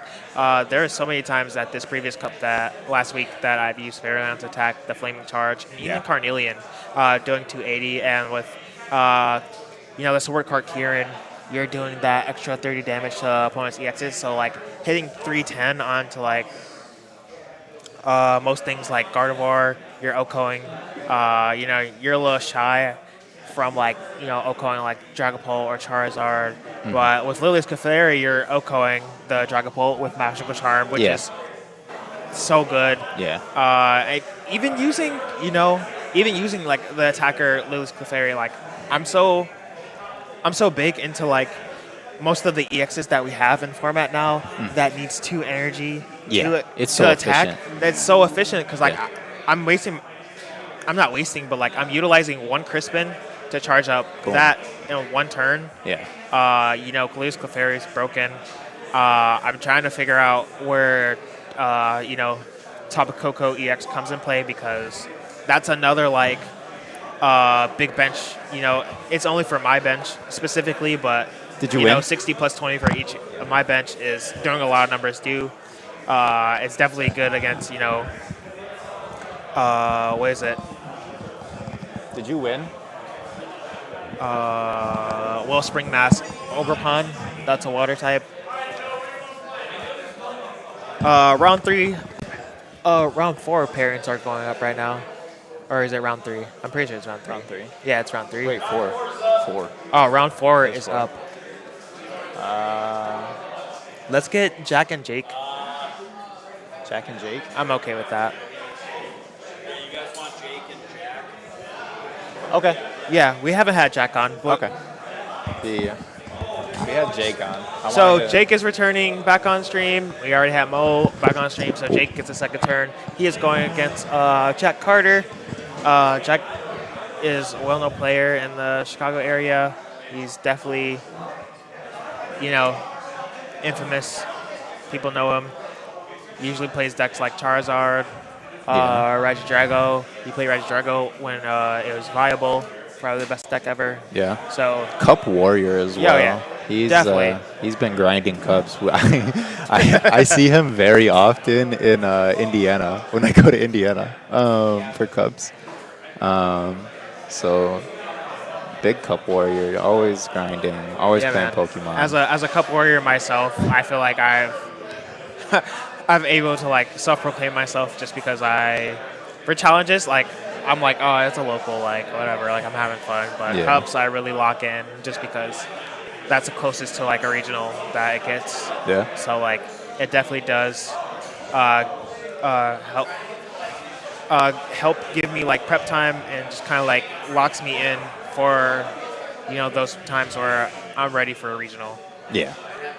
Yeah, it is probably the best practice you're going to get, just playing Pokemon against, some of the best opponents, some of the most meta decks in format, just hitting your local cup. It is tough that it is every quarter, so you might have to, go Grind. yeah, like you said, grind and kind of travel a little bit Definitely. for them. But, we see Jack here. We love to see Jack here, grinding some points. I do want to say that every Sully's Cup that I've played in, I topped. Whether it was top 8, top 4. I've never hit that top, but I've gotten like top 8 pretty frequent. But taking a break from playing to commentate today. Same. Yeah, it's great.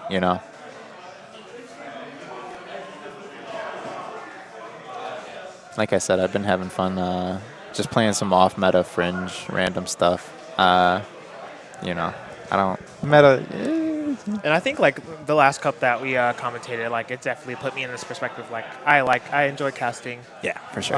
Definitely, it just helped me harbor like more communication skills, just announcing, and just like refreshes my knowledge of the game, gameplay. Just sequencing, all the things that you have to think about during it. And it looks like, yeah, it's starting. It's Jake's a Bolt going Mirror. first. It's a Bolt Mirror. Yeah.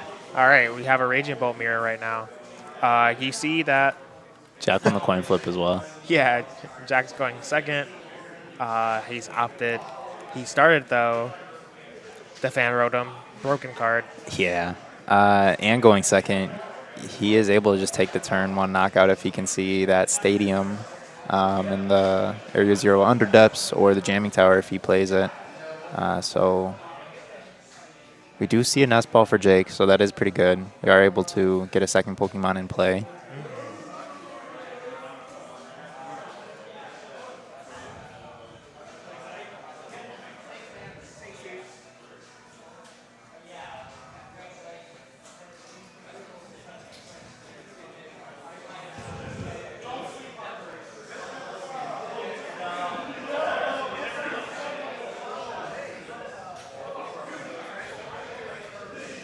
All right, Jake's going for that squawk. He's making sure that he's getting rid of his stadiums, just so he doesn't want to give Jack that clear way for using Salt Landing his following turn. So he's making sure that Jack is able to find his stadium on his own.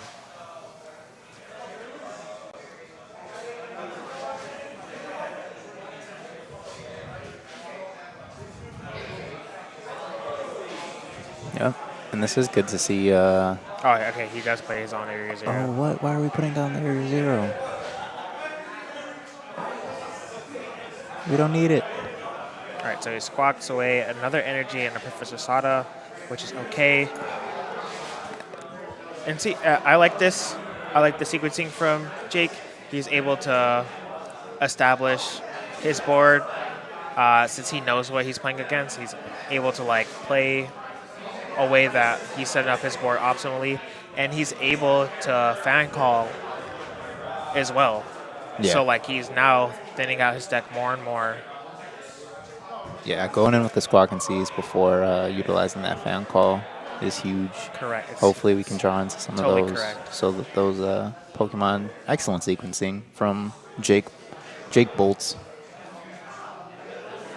Okay, I don't really disagree.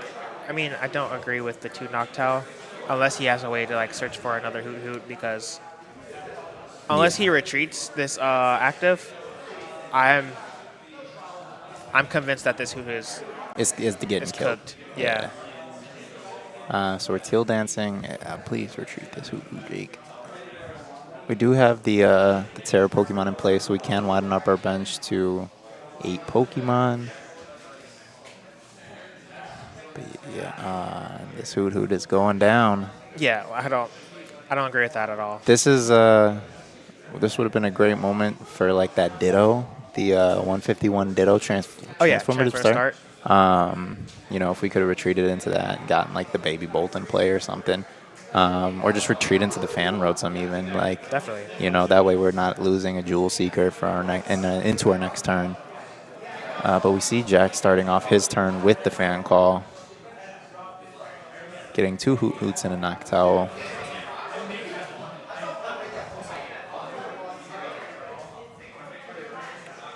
Yeah, maybe would have liked to seen the same for Jake, just, 2 Hoot Hoots and a Knock Towel.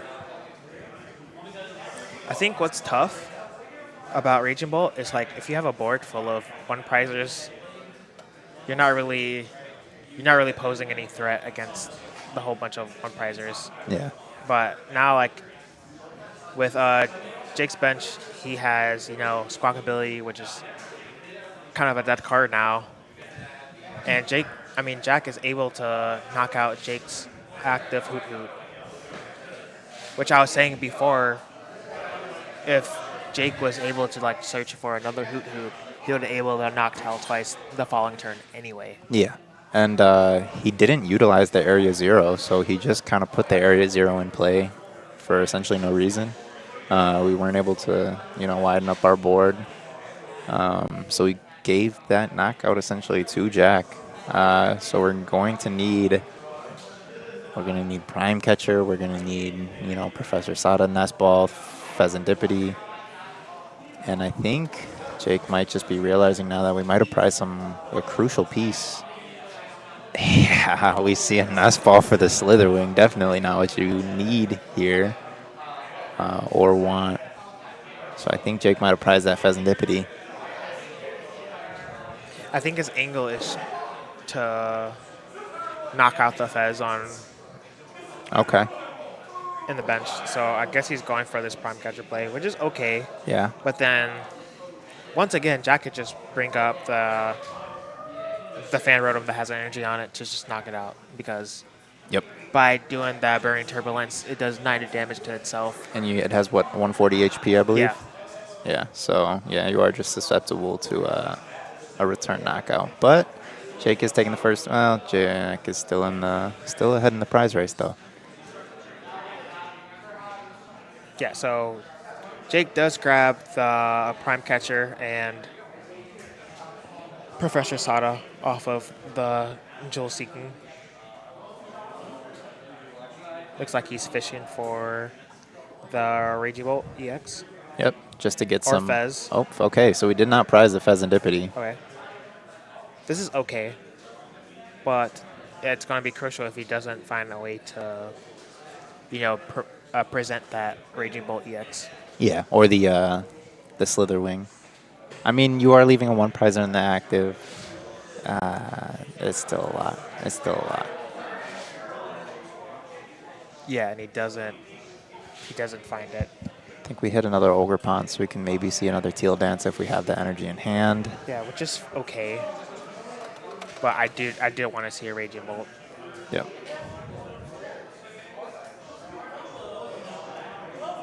Sure. Okay, so we're discarding a Crispin. So hopefully we have another supporter in hand. Better supporter. We did get the energy, so we can Teal Dance one more time. Get the fighting so we can attach for turn. Jack searching through Jake's discard to see if he has a second fighting. Most likely.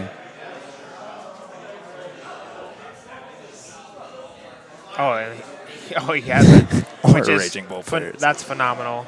We always have it. Oh my goodness. We love to see it. Yeah, getting full value off that Sada is huge. And then being able to draw 3 cards. Yeah. It is good to see that. Yeah. Yeah, I think we see a second Raging Bolt as well. He's going for that Prime Catcher. Yeah, we have it. And honestly, this is okay. Yeah, this is still pretty good. You're forcing a Gust out of, you're not attacking with anything too great. Yeah, the Ace Spec is now burnt. Yeah.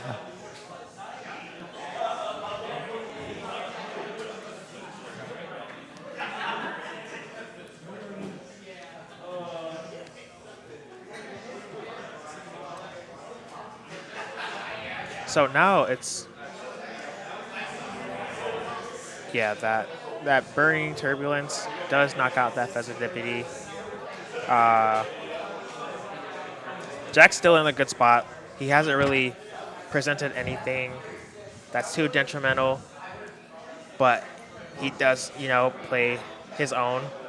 Raging Bolt, he does have Night Stretcher. He just bring back the Fez. Yeah. So, I mean, nothing gained, nothing lost, to be honest. We are losing, the resource in the Night Stretcher. So it is, I think this mirror is just going to come down to a war of attrition. Just who has the most resources, who's burned through the most resources. I think Jack is in a very favorable board spot. We do see the early Iono. And that's really good because putting Jake down to 4, we've seen him burn a couple of earthen vessels. And Double Sada. Oh my goodness. Um, Yeah, that's huge. Yeah. So we have double Sada. We can refresh this Raging Bolt if the Fezandipity doesn't get knocked out. We can still see an additional 3 cards, So that's 6 cards with the Flip the Script and our Professor Sada's Vitalities, not to mention any Teal Dances and our Draw for Turn. So we're still drawing a whole bunch of cards. There's still some play left for Jake.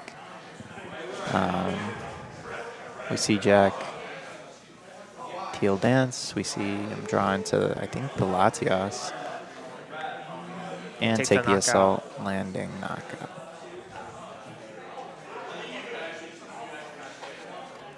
And now this puts Jake in a position where he can't really manipulate Jack's hand. He's going to have to Sada to chain those attacks going forward. Yeah. He also can't counter catcher because they're even on prizes. Yeah, I don't believe Jake plays the counter catcher either. I would have liked to maybe see just the promotion of the Raging Bolt and hopefully dig for the boss's orders. Yeah, and because he played that pop pad, his only gust now is boss. Yeah. So maybe trying to eye up another just Slitherwing attack to knock out this Fan Rotom.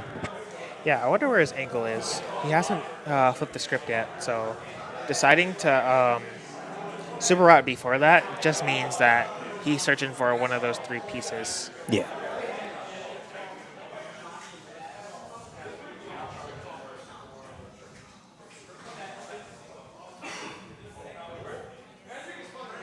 I mean, I think as Jake here, you are safe going, taking a turn off from Sada and going boss's orders onto, a Raging Bolt or the Ogre Pawn with the most energy onto it. Yeah, I mean, it would be really bad if he just goes Myriad Shower to knock out this one Fan Rotom. Yeah, I would not love without to see having it. boss's orders. Because now you're playing from behind. And it doesn't look like... I don't know if that's a boss in hand or a Pokegear. It's a switch. So I think we're going to get the Latias here.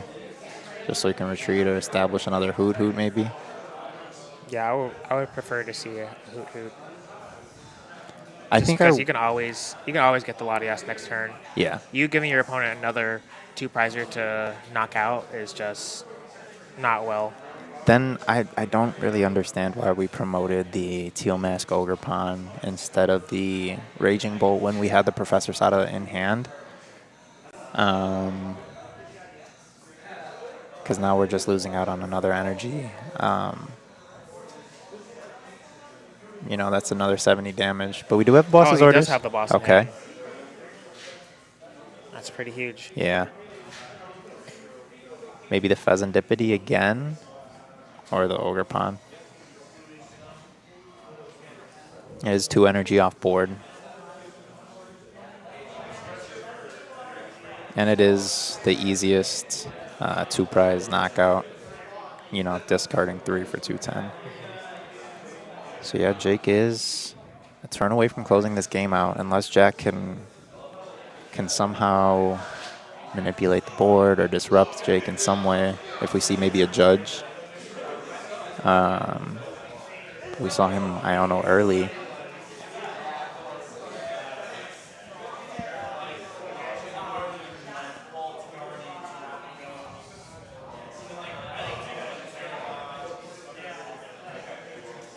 It still might be difficult for Jake to close this game out if Jack puts up that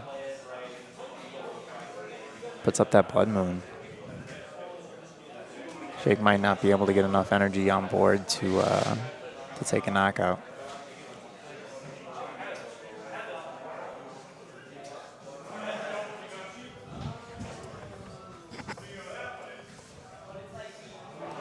So we see Jack Nestball for the Slitherwing, maybe playing around a Blood Moon of his own for Jake. See a Teal Dance, maybe just trying to thin the deck out of another Pokemon. See him flip the script for an additional 3. Night Stretcher Mew is pretty good. Can go Night Stretcher attach for turn if we don't already have the turn attachments. He does have the Noctowl. Yeah. Going for Sada Prime Catcher would be pretty good. Yeah, just doing the reverse play that Jake did earlier. Yeah, but now you're essentially a turn ahead. And since Jake has used his boss, he has no further Gus. Yeah. So he's going to have to deal with the active. Yeah, so if Jack Slitherwing. can do his own little, just attach, knock out the Pheasantipity with the Slitherwing.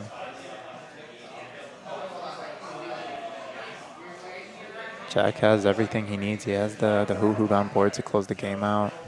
Vessel Ultra Ball. Oh, it's like, a little bit kind of catcher. Oh, no, it is. Okay, yeah, he has the pieces.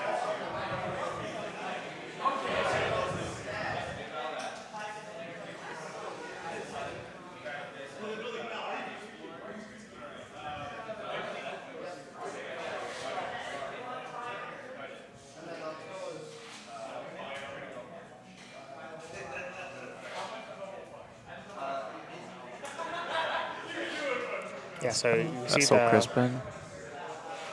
Just thinning out all the energy from our deck, yeah. That's fine because he doesn't have to burn Asada. He just goes for the Crispin.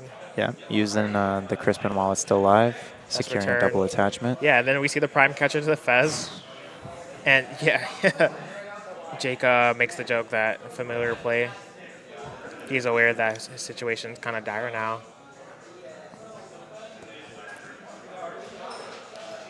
We see the Burning Turbulence knockout. Yeah, and then with this line, I feel like Jack just put himself ahead just Yep. because Jake has a lot of moving pieces that he needs to achieve in order to clear this win. But I don't think it's that attainable just because we see that the Prime Catcher has been used. We've seen the Pow Pad has been used. So now, what more Gus what Gus do you have? Unless you Yeah. play another boss. Yeah, and if you take a knockout with this Fan Rotom, so we see Jake go with the Jewel Seeker, but yeah, like I said, if we take the knockout with this Fan Rotom, we just lose the boss's orders on Jack's side. Yeah, so it looks like he's eyeing up that Iono just to Disrupt the hand a little disrupt bit. the hand, Yeah. which is fine but bad for him just because you're now filtering. You burnt your Noctowl just to manipulate the hand. Yeah, yeah. And if Jack doesn't already have the Noctowl in hand, you are just playing the gamble of do you have the Noctowl in hand or do you have the Noctowl in deck? Right. But yeah, Jack leaving that Hoot up on board. You know, you could just Jewel Seeker boss's orders, Night Stretcher attach return, and game's closed out. And this is the hard part because since Jake does play the Squawkabilly EX, I feel like this is an imperative play because now he's just losing the energy for retreating. The Teal Mass Ogrepons is that just using the free retreat from Skyliner. Yeah.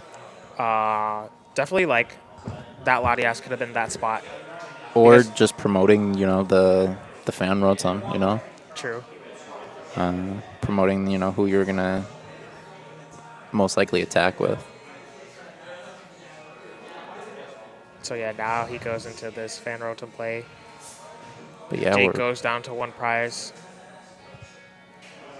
And this could potentially be curtains just because. yeah, we still have Flip the Script available Yeah. for Jack. So that Iono could be. Oh, he has the Sada. Iono into Sada. Yeah, and he hasn't even whatchamacallit yet. Get our 3. We're not playing a boss's order this turn. Oh, and he has counter the counter catcher. catcher. And yeah, that's the game.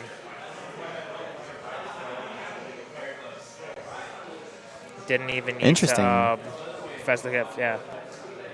That was a really good back and forth, though, Oh, yeah. from both players. I love how Jack mirrored, Jake's strategies Yeah. earlier. Yeah. I think that got the best of Jake. Yeah, I think just Jake burning those resources earlier, Jack almost baited him into that Scream or Slitherwing play, benching that Pheasantipity. Yeah, Jack's presence was really good. Just just opening up Fan Rotom. You didn't really need to search for it. Yeah. Searching for both the Hoot Hoots and the Noctowl as well, and just only prioritizing one Ogerpon and the Pheasantipity at hand was just really good. That's all the draw you need, right? Yeah, exactly. Also, kind of seeing like an interesting difference in between the list. Jack playing the Blood Moon Ursa Luna, a little bit more similar to like All Out Blitzel and I think Christian Fontenelle's list. Yeah. And Jake playing a little bit. He said about 55 cards off Christian Lobella's list. He doesn't play the Mew. He doesn't play like the copy of Bravery Charm. But he plays like Cornerstone Mask Ogerpon. So yeah, just interesting seeing which was more successful out of the two. Yeah, But definitely. you want to get an interview with Jack? Yeah, sure. All right. We're gonna bring Jack over here, And then get some of his final thoughts on the previous match, and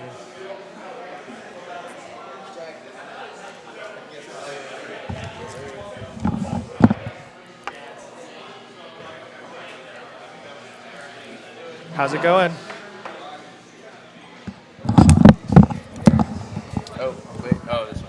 Yeah. I don't wear headphones. Sorry, I don't know. Oh, you're good. Here we have Jack Carter on his win versus the Raging Bolt mirror. Jack, would you just give us some thoughts on Raging Bolt? Why did you play it today, and how'd you feel going against the mirror match? Yeah, so I typically play like stage 2 decks like Dragapult or Guardy, but in a best of 1 format, I just don't feel secure playing those. Like the variance just kind of hits me. So I picked the big basics deck, Raging Bolt. It just kind of knocks out everything, and it has a good matchup into a lot of the format right now. It just won a regional too. Yeah, so, definitely. So it's proven that it's good. A lot of people don't believe in it, but right now I think it's actually a very strong deck, and that's kind of why I picked it. It's pretty easy to play, I would say. There's some nuances, like that game against Jake. I know Jake's a great Raging Bolt player, so yeah. I had to find ways to just try to keep ahead on the prize trade with my 1-prizers. Putting the Fez down early definitely opened up the Slitherwing, and I was like, shoot. But in that moment, I was like, it's kind of nice that he went through for the Fez and not the Teal Mask. Yeah. Because even though I had like a Night Stretcher, I just didn't want him to knock out the Teal Mask, because then I would lose the energy on the board, and I wouldn't have been able to get a knockout with the Fan Rotom to go down to 4 prizes, because I had already taken that 1 prize with the Hoot Hoot. So I think that was not a misplay from Jake, obviously. Like, he just punished me. No, it just worked in your favor. It worked in my favor, yeah. Yeah. It was like I got punished, but it didn't really punish me. It was Yeah, weird. and those are kind of the words, like, verbatim. I know. Just because, like, I saw that, the counter catcher, I was like, okay, he's going for the counter catcher blade, knockout Fez. Cool. Right. And I was like, okay, well, you had the Night Stretcher, so, like, Right. all right, it kind of didn't do anything, but, like, him putting that damage on the, the Slitherwing, you was just like, all right, well, you just bring back up the Fan Rotom. And then the Fan Rotom forces him on a boss play, which he did hit, which is really good for Jake, because that put me in a huge bind. I was sweating, because I was like, now Jake has 2, I have 4, and luckily I was able to get the Slitherwing knockout on the Fez, and I think that summed it up for me. And he made the joke. He did make the joke like, "Oh, this is a familiar play." Yeah, and I was just exactly. And I saw it set up. I was just like, "Okay, he's gonna he's either gonna Sato or Crispin." And Right. Crispin, and I was like, "Okay, well, he has to play because I know he has Yeah. to have like prime Yeah. player, so And the Crispin was nice because that I could have Sada'd, but I only had 2 grass energy in my discard, and Crispin kind of thinned out my deck because at that point, energy in my deck was bad because I knew he was gonna either he disrupts me or loses, right? Mhm. And he disrupted me into 2 Sadas, and I was like, okay, I like checked my prizes for counter catcher. I'm like, okay, they're gonna take 1 prize. Now I'm wondering actually maybe if there's a different line that Jake could have just passed and then just sat on like a hand that was decent. Yeah. And then been like, okay, now you need the boss and you need to retreat the Slitherwing, which I can't do in 1. yeah. And just sent up a 1 prizer. But it doesn't progress the game state because I don't know what Jake's hand was. So like if his hand wasn't getting a second or 2 prize knockout, then passing is just bad, you know. Yeah. Because then I'm just gonna be like, okay, whatever, you know. So I'll just pass back and I'll just attach to my Raging Bolt and then I still have energy. So if he did that, I would have just attached the Raging Bolt and passed, or discarded the top card of his deck with Slitherwing. But it worked out for me. I was able to get the Slitherwing and I had the Prime Catcher and I was able to take the Fez and it worked out. Yeah, sure. I have a closing question before I let Sure, you yeah. have a little break before your last round. Playing against like Raging Bolt, like these mirrors, very skill intensive but also aggressive decks. What's like some advice that you can give like players that see decks like this that can be aggressive and just kind of help them like guide them through like mirror matches where you play like a very aggressive deck versus aggressive decks? Yeah.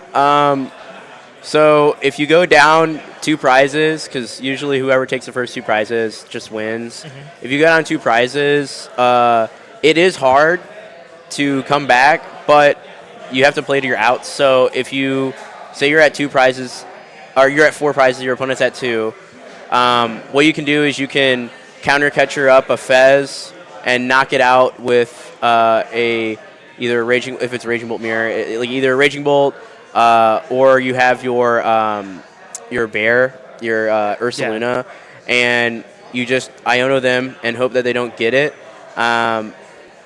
It's also important that you know when to go, so when to start playing your stuff and just trying to get those first 2 prizes. And don't be afraid to take 1 prize and kind of go in an odd prize race, because it worked out there. Where I just took a knockout on the Hoot Hoot with a Rotom, which was actually really good because that prevented a Noctowl from hitting the board. He only had 1 Noctowl, and he had to set another one up, and it was kind of a pain in the butt. So there's little things like that. I think overall, don't go into it thinking it's going to be simple. I don't think it's that simple. I don't think that game I just played against Jake was easy at all. And just kind of look for ways to win. So don't get really like upset if you don't get the first 2 prizes. There's still ways you can win. Like Jake was ahead on prizes. It looked really great for Jake, and I was able to come back and attack with a 1 prizer and really force Jake's hand, and he just didn't have the cards when he needed them. Yeah. So definitely excellent gameplay from both you Yeah. and Jake. Jake played it great. All right, thank you so much for Yeah, no coming problem. on. Yeah. Good luck to the next. Thanks. All right, and we're going to go on a break. We'll be right back soon with our final match.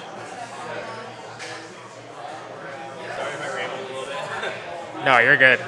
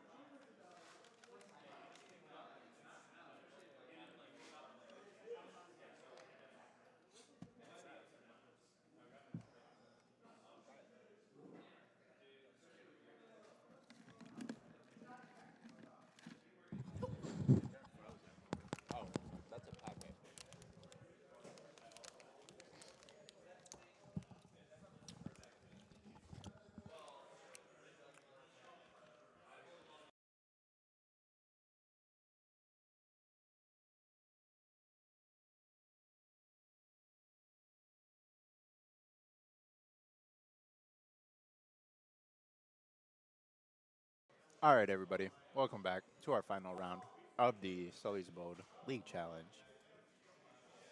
We have Alex Vega returning once again for their redemption versus Josh Bell.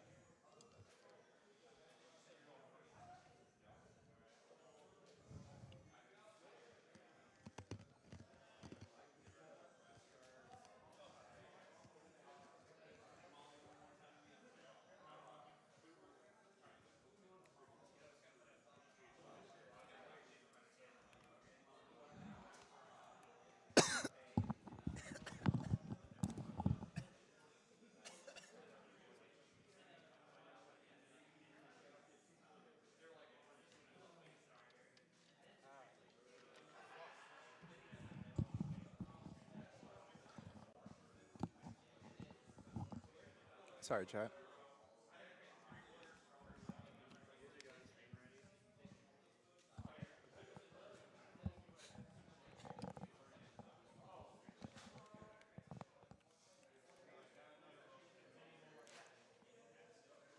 All right, here for our last round, we have Alex Vega playing Roaring Moon and Josh Bell playing Raging Bolt.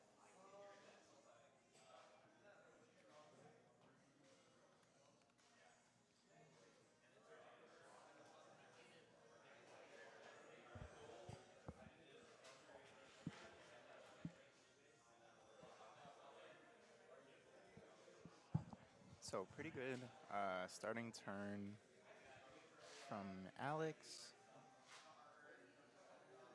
So the booster caps will go onto the boot bonnet. Start off with the Petron in the active so we can do some Poison Pass shenanigans. Just turn one out the gate. Yeah. Like 60 damage. Yeah. Just going first, which is kind of broken. Let's hope Squawk doesn't fail him this time. I'm also kind of surprised that he attached the energy instead of just squawking it away. Yeah, I would have loved to have just squawked the energy away. Very interesting plays we've seen from Alex today. Yeah. They got it. They are the best big basic player I know. Definitely. I can't question it. Every time me and Alex have gone face to face when it comes to cups and challenges, they're beat me. So Yeah. They're I big mean, yeah. enjoyer of Maridon, Raging Bolt, Roaring Moon, as we've seen. But we do see They're looking for a poison counter. so much shenanigans, so much poison. How Oh, yeah. toxic. How toxic. Or poison package Roaring Moon. It is interesting to see still surviving in this format, though, maybe. Like, as Dragapult has kind of fallen off in favor as of recent, I think Roaring Moon is, like, even better of a play.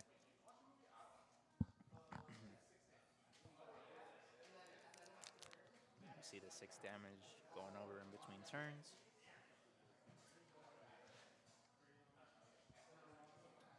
So 60 damage on the Latias is kind of scary.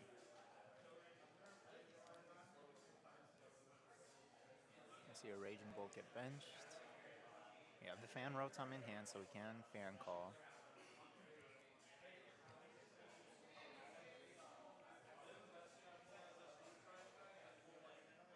Can maybe establish some Hoot Hoots. 2 energy in hand and an Ultra Ball.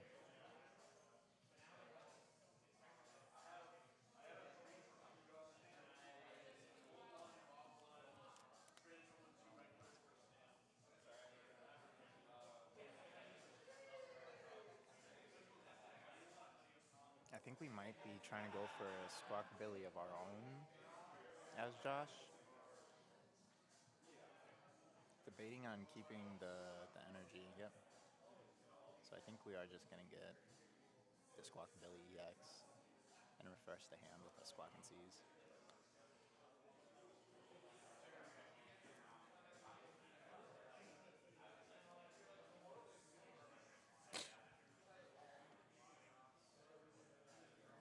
Justice prized. No. Not like this. We see Josh going through. It looks like we are getting Ogre Pond. That is tough. I think he's going to fan road him as well. I think we would have loved that Squawkabilly there. And discarding the grass energy, now we can't teal dance with our Ogre Pond. I think it's okay. It is okay, but it is still a little awkward.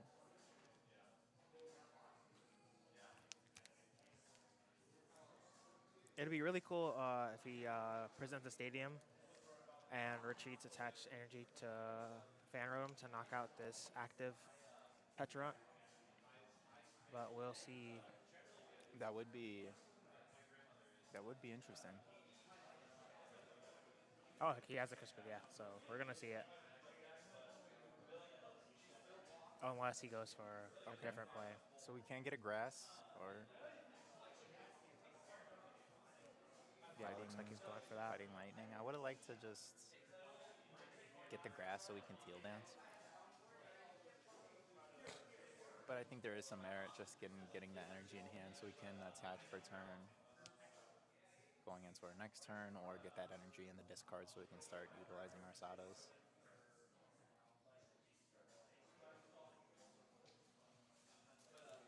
Oh, wow. So we're just doubling up onto the Raging Bolt and attacking. I don't know how I feel about this. Yeah, neither. I really would have loved that fan road knockout, like you said.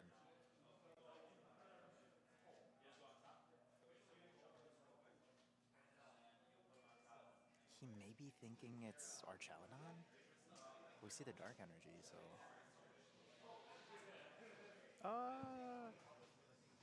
I suppose. I still really would have loved to see the fan rotom knockout.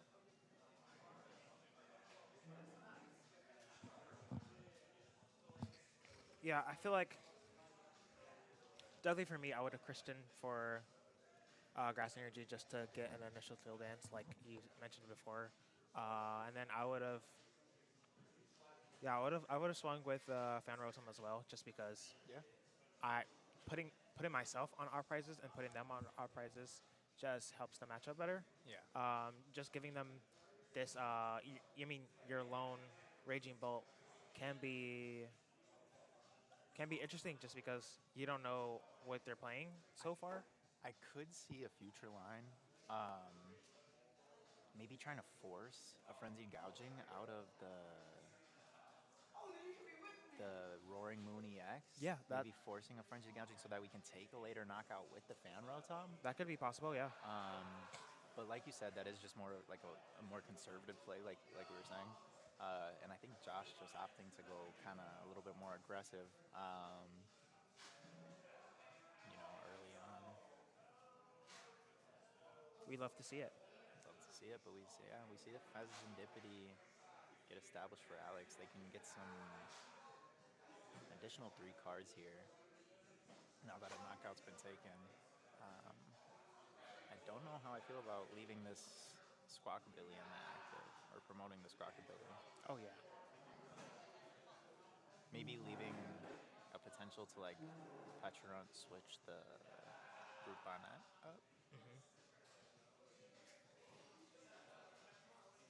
Still kind of awkward. We do see the big Pecharunt get established for Alex, so they have some mobility. Yeah, we haven't seen any Roaring Moons yet, so Yeah. that's kind of interesting. It looks like Not like this. This was supposed to be your redemption, Alex. What are we doing? I don't like this. We can't Pecharunt pass for another 60 again. I think he does have the Roaring Moon in hand. I don't know why we're not presenting it.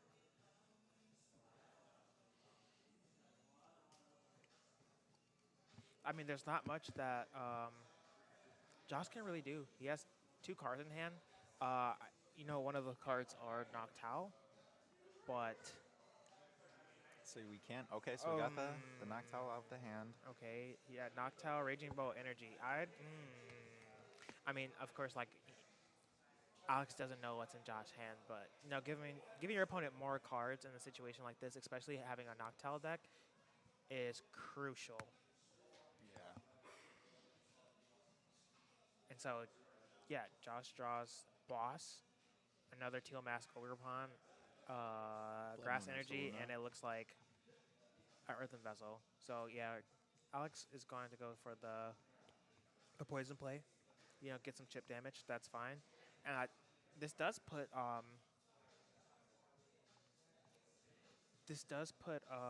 Raging Bolt into Frenzy. the Calamity not Storm. Calamity Storm range. Yeah. So he doesn't need to force the frenzy gouging. Yeah, so this is good chip damage. And Josh top decks Professor Sada's Vitality, which is man. huge. If there's any way that Josh is able to set up his board well enough to find Area 0, establish another Ancient type to get the full benefit off of Professor Sada's, that would put Josh into a bigger lead.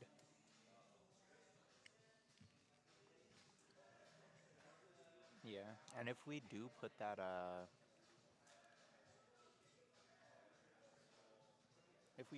Area 0 under depths into play, like you said, and Alex does decide to go for the Calamity Storm, we'd have to, discard our bench down, and we're just getting, like the Fan Rotom, maybe a Knock Towel off of the board, just stuff that we don't even need anymore. Right. So it's almost doing us a favor in discarding that Stadium with the Calamity Storm.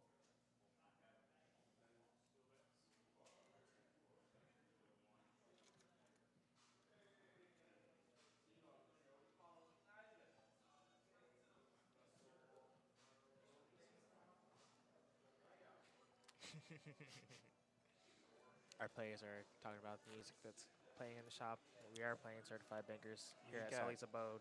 Kiss me through the phone right now. Soldier, big soldier. Oh my goodness. Josh Tilden is right into the Noctowl. God, they always have it. Raging Bolt is phenomenal. We've seen outstanding performances by Jack, who's playing in the finals right now, versus Mo, to see who wins the Sully's Challenge tonight. Yeah. Jake Reed, phenomenal Raging Bolt player who's been playing Raging Bolt for the longest. And Josh Bell's no slouch himself. He's played the game for a while. He's been in and out because he does teaching stuff, but he is pretty good. I think it was Joe's? 20, huh? That's Joe's friend? Yeah. Okay. I think it was 2019 or 2020 in AIC. Josh almost day 2'd playing Arceus Intel. Oof. And that was a really popular deck back then. All right, so It's just Palkia Noctowl. yeah, so Josh Noctowls for Area 0 and the Prime Catcher. So, I mean, it'll be good to eyeball this Roaring Moon. He plays it. He's able to put out his bench, and he still has the Sada in hand, so he's able to dig for more.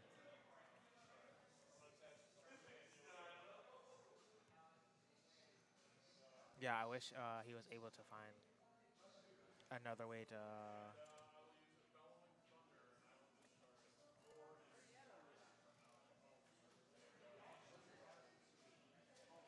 It should be 290. 290. This is Yeah. pretty awkward, so I don't think we are taking the knockout with Yeah, he the needs energy 1, on 2, board. 3. He can only 4. So yeah, establishing that energy is insane. Okay, so it looks like he's going for the Fez, which is okay. Yeah. I actually like this.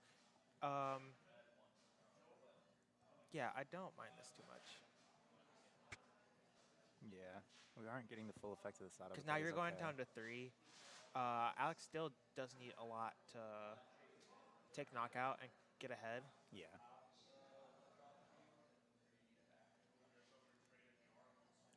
I am happy that this Roaring Moon is still going to be on the board for Alex, though. Yeah, if there's any way that. At least we're not poison passing for another turn. But we are. Yeah, this could be stitchy. Not sticky, but I mean, Sketchy. yeah, Sticky and sketchy. yeah. I mean both. Yeah. Just because. I don't like this play. I feel like this is a bad use of discarding the grass energy. just because he only needed 3 energy. You're leaving the 1 energy onto the active, and if Alex was to knock out the active, there'd be no energy on board, and you could have potentially retaliated with Teal Mask Ogerpon to knock out for weakness. Yeah. So, yeah, I want to see where this goes for Josh. Yeah. We saw Jake in the last match, or we saw the Roaring Moon player that Alex faced off against in their match on stream earlier. Take a early knockout with the Teal Mask Ogerpon with the weakness. I don't think Josh realizing how crucial of an attacker that can be in this matchup. Yeah, it's very imperative, and now you're not only like putting yourself in a blind spot. Alex has enough ammo to retaliate this way, just because I'm pretty sure he has more than 2 energy in his discard pile. He can Professor Sada and then hopefully find an energy switch to attach that. Yep, and we got the Sada. Yeah, attach that energy from the Brute Bonnet onto the active and just Calamity Storm for knockout. Yeah. That puts Josh, I feel, a few turns behind. Yeah, and Oh, and he finds the E switch off the first Sada. Yeah, so this is a Beautiful. clear-cut knockout.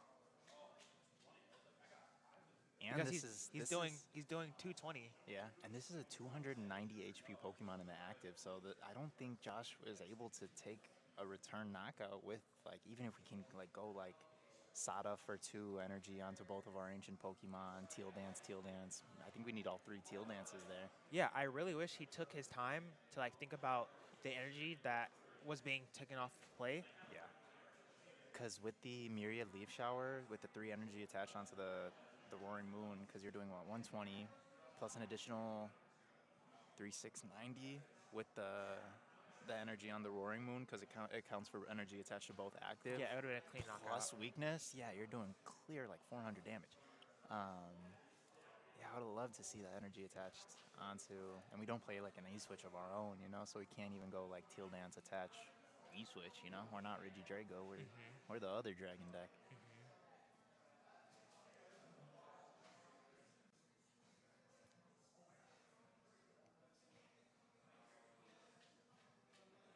Alex is deciding what attack he was going to use, or just kind of like finalizing. Yeah. I wouldn't mind seeing another Roaring Moon come out, Yeah. just because chaining Sawdust is huge, keeping your energy on board is huge. Or the Blood Moon or Saluna. I think that did go into discard earlier. Yeah.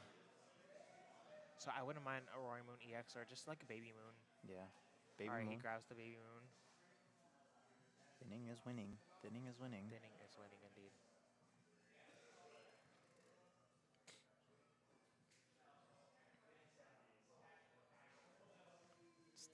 We have the Pal Pad in hand.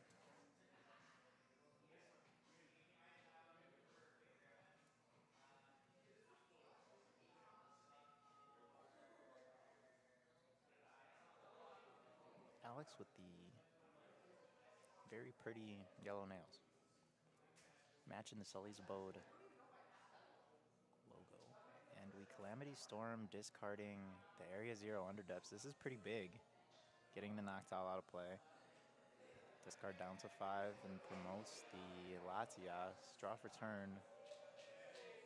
Is there anything Josh can do? We need another Area 0 Underdepths. This might be tricky. Oh, we have it in hand. Okay. So we go Area 0, bench the Fez. Oh, but I don't think we have a way to get another Raging Bolt in play. We might be out of Nest Balls or Ball Surge. We have an Earthen Vessel in hand. We have an Earthen Vessel in hand, so we can get 2 grass, draw 2. We can flip the script, draw 3.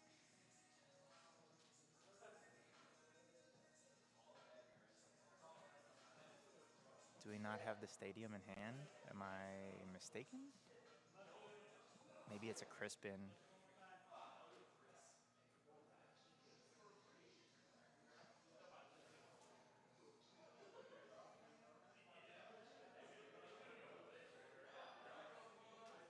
Okay, so we're going to start off with a flip the script for 3. We draw into the nest balls and the night stretcher, so we can get our raging bolts in play. We can get more Pokemon in play.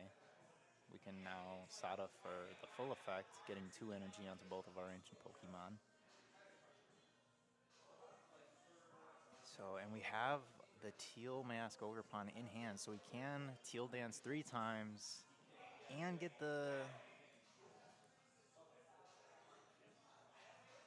double. Okay. So we can Professor Sada onto 2 ancient Pokemon, get 2 energy, Teal Dance, and then get a 3rd Ogerpon on board. So we have 8 Pokemon. Excuse me, sorry, chat. We do need a lot here, but we do have it.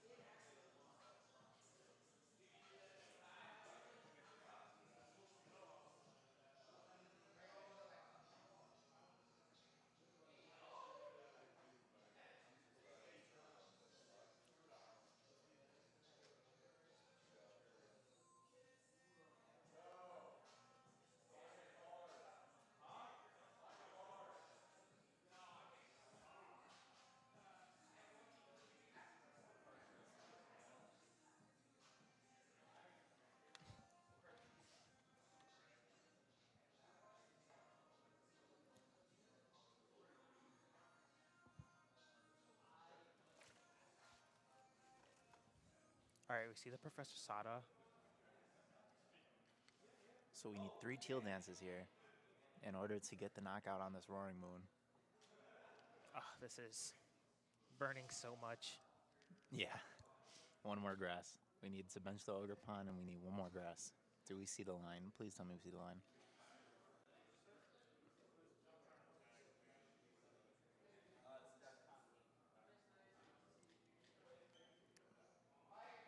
Oh, no, we have it with the 5, don't we? Because we're doing 350 with 5? Yes. Oh, okay.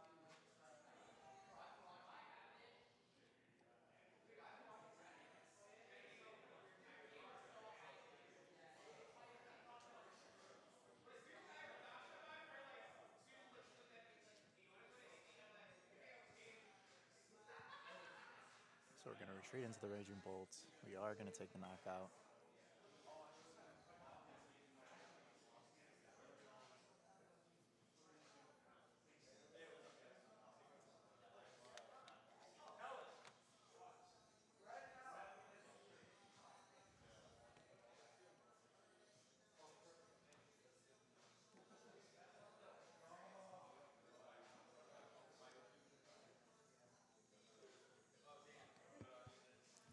All right, we do see the Urban Vessel counter catcher away for 2 more energy. I really like that these new Raging Bolt lists are playing Oh, counter he does catcher. have the Ogerpon. I love it. See ya. He had Teal Dances for the last energy. Yes. Take care, y'all. All right, Chief.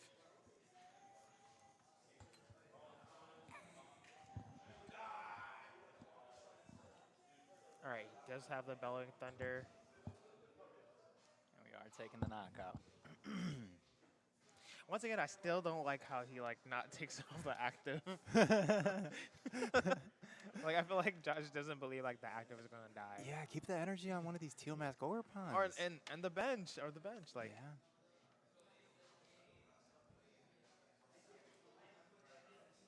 I mean, he does have 1 prize card left, so Josh is putting Alex on. Better have it.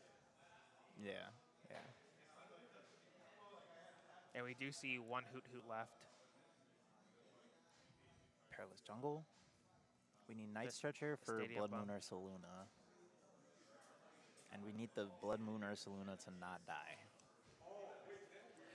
Yeah, Josh will have to get rid of 3 bench Pokemon once this Area 0 has been benched. What would you think you would get rid of? Or what do you want to see kind of leave the play? We could probably get rid of maybe an Ogerpon. The fan wrote some for sure. Yeah. I would like to keep the Pheasantipity if we take a knockout. Maybe the Latias if we already know that we have game. You know. I think that's correct. I would get rid of Ogerpon, Latias, and Rotom.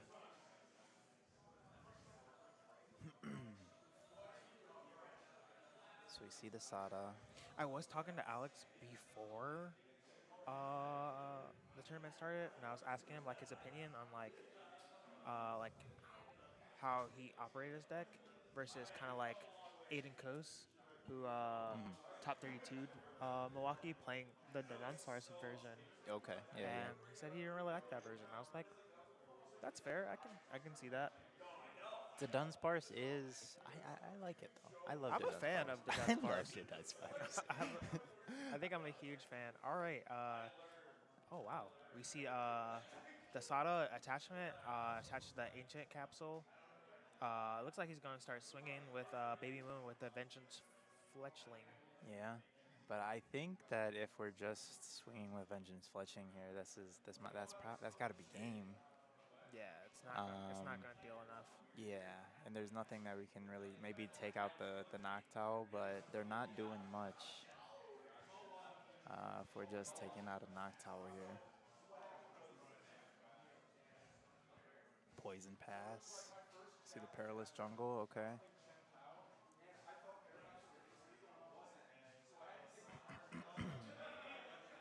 Okay, Josh does have to discard on this. I want to see that happen before any actions have been declared. Yeah. No, I think Alex sees that. They're just waiting on Josh to decide. Alex is a big Noctowl enjoyer as well. So is very familiar with Area Zero, and I think just knows the sequencing of like, okay, you need to. I think Josh just realized. Yeah. That we have to discard. Josh been out the game for a while. We'll give him some grace. Yeah.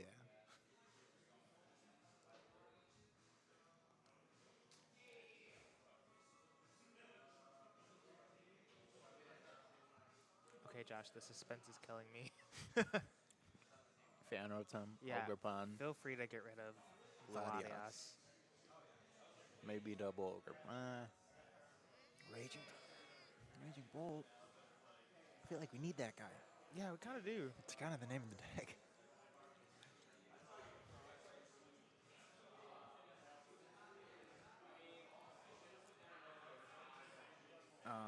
Latias? Yeah. Yeah. I would eat the. You don't need the Latias if you have another Raging Bolt on the bench. Pheasantipity? Okay. Okay. Okay. I think is just maybe afraid of. That's okay. Yeah, like a gust, stall pass or gust stall tactic. Yeah. He's not really threatening the. Yeah, he's not really threatening the knockout, so that's okay. Okay. So if we take the knockout here, if we take the knockout here, we win. All right, we see the Got it. attach for the jamming tower. Jamming tower. Oh, that's it. Yeah. It takes Boom. off the ancient, Yeah. and Josh takes it. Not like this, Alex. You were supposed to win. It was a good game, though. It was a good game. It was a good back and forth. Very much so. Yeah. And that was tough. I would have maybe liked to see like a Blood Moon knockout. And if we can go Night Stretcher for Blood Moon, if we could have found that. Yeah. I don't know how many Some Night of Stretcher they play. Alex's plays were questionable, but they did play it at the best of their ability. Josh was able to cookie cutter through with Triton True Raging Bolt. Yeah. Once again, best deck in format. Yeah, I mean, Jack said it best. Like, it's one of the best decks in format for sure. Best Terra Box deck.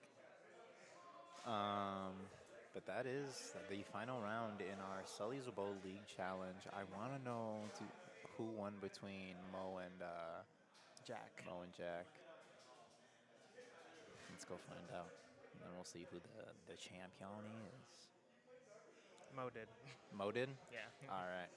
Tell Josh hi. Manuka Esports. Manuka Esports. Where's Josh? Josh. Manuka Esports says hi. They're cheering you on. Yeah, Josh is a coach for Manuka Esports. Oh, for real? Oh, that's Yeah. awesome. Him and Joe.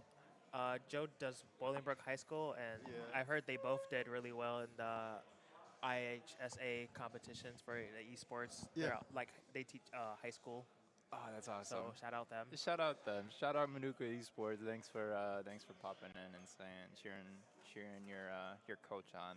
We love our coaches. Shout out to Joe as well, our other coach and teacher. Coach and teacher combo. It's just such a deadly combination. Teacher, and deadly Pokemon player. Such a deadly combination. Yeah, very much so. They're powerhouses. So shout out to them. It's Teacher Appreciation Week, so we appreciate all of our teachers. We appreciate everyone that's taught us how to play the game, right, over the years. Facts. One of my biggest teachers is here, AJ. We had Jake on stream. Jake's taught me a lot as well. You know, Alex has taught me a ton. You know, you as well, DeAndre. Hey, appreciate it. Oh. Yeah. Yeah. Oh man, How you feeling? feeling good. Yeah. Very excited.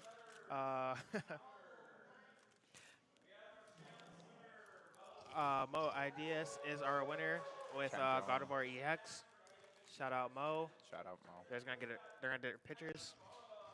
Thanks for everyone that's tune in, watching the challenge. It's his mom and wife watching. No, Love- shout out, Mom. Love that. Happy Mom Mother's and Day. wife. Yeah, and wife. Happy Mother's Day. to the Yeah, both of thank you for giving us Josh back. He is missed in the community. I know Josh for a little bit. He's been talking to me about like other card games like Digimon, Lorcana as well. But I'm glad he's come back and play Pokemon whenever he can. Teaching is busy. Yeah, definitely love to have everyone out. Thanks for letting them go for the night. It is the weekend. That's Right. fair. Right? But yeah, shout out everyone that's watching. Shout out Sully's for giving us this opportunity to cast the event. This is a challenge we do once a month. In 2 weeks, May 31st is May 31st. our $1,000 store credit pot cup. So the players come in here, went up to, I think first place is $400 yeah. $400 in store credit. Get yourself something nice. Our last winner, Kelly White.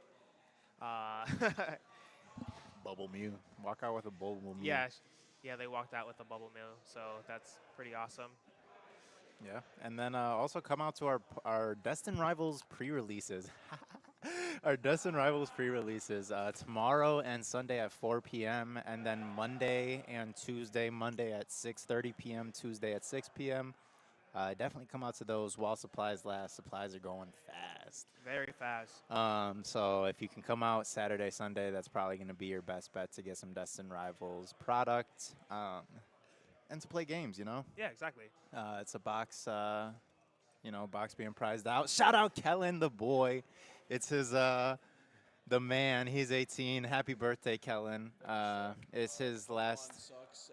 It's his last local here in Illinois. He's moving on to Michigan, on to bigger and better things, on to college. We said it while you were on stream, but we want to wish you the best, man. Get in the camera. Get in the camera. You want some chips? It's been great having you here at Locals for the past year. You've been playing. It's been about a year, right? Since last summer. 2 years. 2 years. Jesus. You started with what? Raging Bolt. You've been playing Cloth. You come out here from what? Mitsuwa?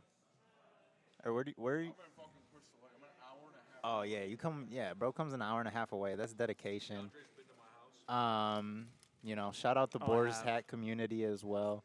Shout out Stanton. We saw love you. we saw you flipping through your binder and dude, it's just pages on pages, and you have what 18 per 2 pages, and you had multiple pages. That's a lot of love, bro. That's a lot of love. You got a lot of people that love you and a lot of people that are cheering you on in Michigan. So I'm gonna be sad to see you go, but you're a Zuka for life, man. You're a Zuka always. Octa. Octa. Yeah, if you want to say anything, I'll let you say something. Oh, this guy. Don't do this. Hello, chat. What? What you gotta say for yourself? These chicharrones are good as F. How about you, DeAndre? Today was good. It was good to see, still some of the best decks perform at our challenge. Gardevoir obviously took it all, but there's a lot of Raging Bolt that I saw. Some Roaring Moon. Roaring Moon, yeah. Some Joltik box that was. Yeah, I saw some Joltik Box. I saw some Charizards out there. It's pretty cool. Meta's still diverse. We love that. It's still fresh, especially going into the Destined Rivals set that starts this weekend. People are going to get those cards. I expect to see a lot of good things coming forward. As next weekend is the Portland Regionals. It's going to be like the last regional that we have before NAIC, which is like the last event before Worlds. And that's when Destined Rivals is legal. So I'm excited. I'm excited to see a lot of good things happen. I hope it's no longer a format where you win if you go second. I'm not a big fan of that. Oh, no. I definitely think it's imperative to go first, depending on what deck you have. And to optimize your deck to go first, especially when you lose those die rolls to go second. Absolutely, DeAndre. But I feel like a lot in the meta wants to go second right now. Of course, yeah. And most of my matchups today were, I lost a coin flip, I just lose. Because, like, a deck with a great matchup spread like Joltik, I think only has a great matchup spread because if you hit that coin flip, you just win. So what's something you're looking forward to, like the next event that you play when you're trying to go second, but you lose most of those coin flips? Like, what are you gonna do to prepare for that? Looking forward. Nothing. I'm just playing a different deck. I don't think Joltik's very good next format. With all these, all this rocket shit stuff looks really complicated. And For based sure. on what I see in Japan with Charizard coming back and stuff, I don't think it's a good idea. Because you have no way to deal with Charizard unless you hard carry Galvantula. We got our winner here. Let's get him on the stream. Thank you, Kellen, for coming over. Damn, this is messed up.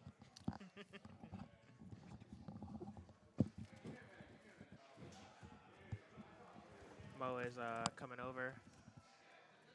I want to get his final thoughts before we close out for the night.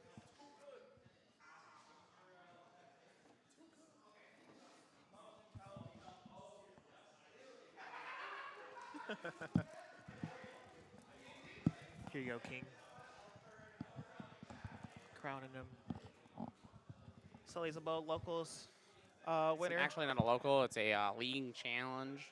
Oh, yeah, League I'm going Challenge. to sort through my stuff while I do this because I bought a full art, the promo pack for $10. The Lily's Clefairy because I want one of each. Full Moon And Rondo. then shout out to Hector for giving me these two non-foil stamped. Frostlass. And then shout out to Jake Reed. Yeah, well, Dan let me use his whole deck. Shout out to Jake Reed for having these regular Gardevoirs so I could riffle Dan's deck because Dan's deck was max rarity. And he wouldn't let me riffle anything over $20, rightfully so. I shuffle like an ape. And my earnings, but I'm probably going to open the play packs eventually, keep these sealed because, I don't know, I'll like trade somebody eventually for them. And then I got, let's open this up, the ASMR. This is a mat holder, and there's a bunch of frogs on it. Oh, it's Man of Moon. Yeah, because it matches my playmat that has, it's like a frog tea party or something. Let's show it off. I'm gonna pull up a pic because it's so sick. I love it. Oh, yeah, 2 minutes. I'm leaving, so I'm hungry. Oh, okay. Well, I got 2 minutes. Pull this up. Okay, let's see. Well, I already have it bookmarked, and that's my playmat. So, yeah. Maybe I can hold my Gardevoirs. A little photo out for the homies. Oh. But yeah, so this is a frog on it, and it's a little frog tea party. So I'm going to put it in this little frog holder. All right, Mo, final comments? Gardevoir's broken. Believe in Brent Tonneson. I hope he wins Melbourne. Him or Aiden Coos, the homies from the Milwaukee car ride. They're both now on the Shuffle Squad. Congratulations to them for doing that. Congrats. I probably wouldn't do that personally because that involves being on a team that's not Team Nerd Rage Gaming. So shout out to my team, Nerd Rage Gaming. I came here and sniped the league challenge. I stole points from people because I'm setting into the void because I'm not going for my invite. I physically cannot because I would have to win NAIC and register, or registration's filled up and whatever.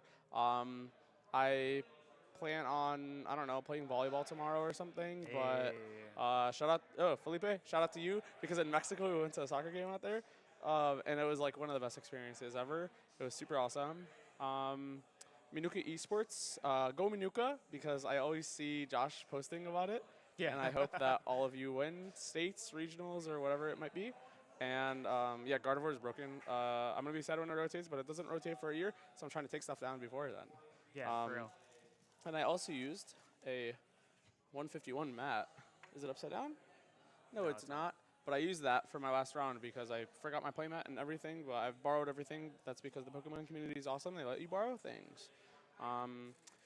Shout out to Sully's Abode. They expanded. It's really big now instead of it being a smaller store, and that's awesome because that means more people, more events, more engaging for the community. So I'm super excited to see what happens at Sully's Abode. Woohoo! And yeah, I'm glad to get some packs. I think I got 10 packs, so that's shmoney. So we're in there. Other than that, I don't know. Thank you, DeAndre, for casting. Thank you, Tony. Thank you, Mo. We're going to go see you. Let's get one more for the road. And, someone screenshot that, send it to me. It's a wrap. Oh, on Twitter. I am no longer Twitterless. PTCG Twitterless Mo. PTCG Mo. It's like PTCGO, but it's PTCG Mo. So see ya. All right, that's it, guys. Thank you for watching. Have a good one. Peace.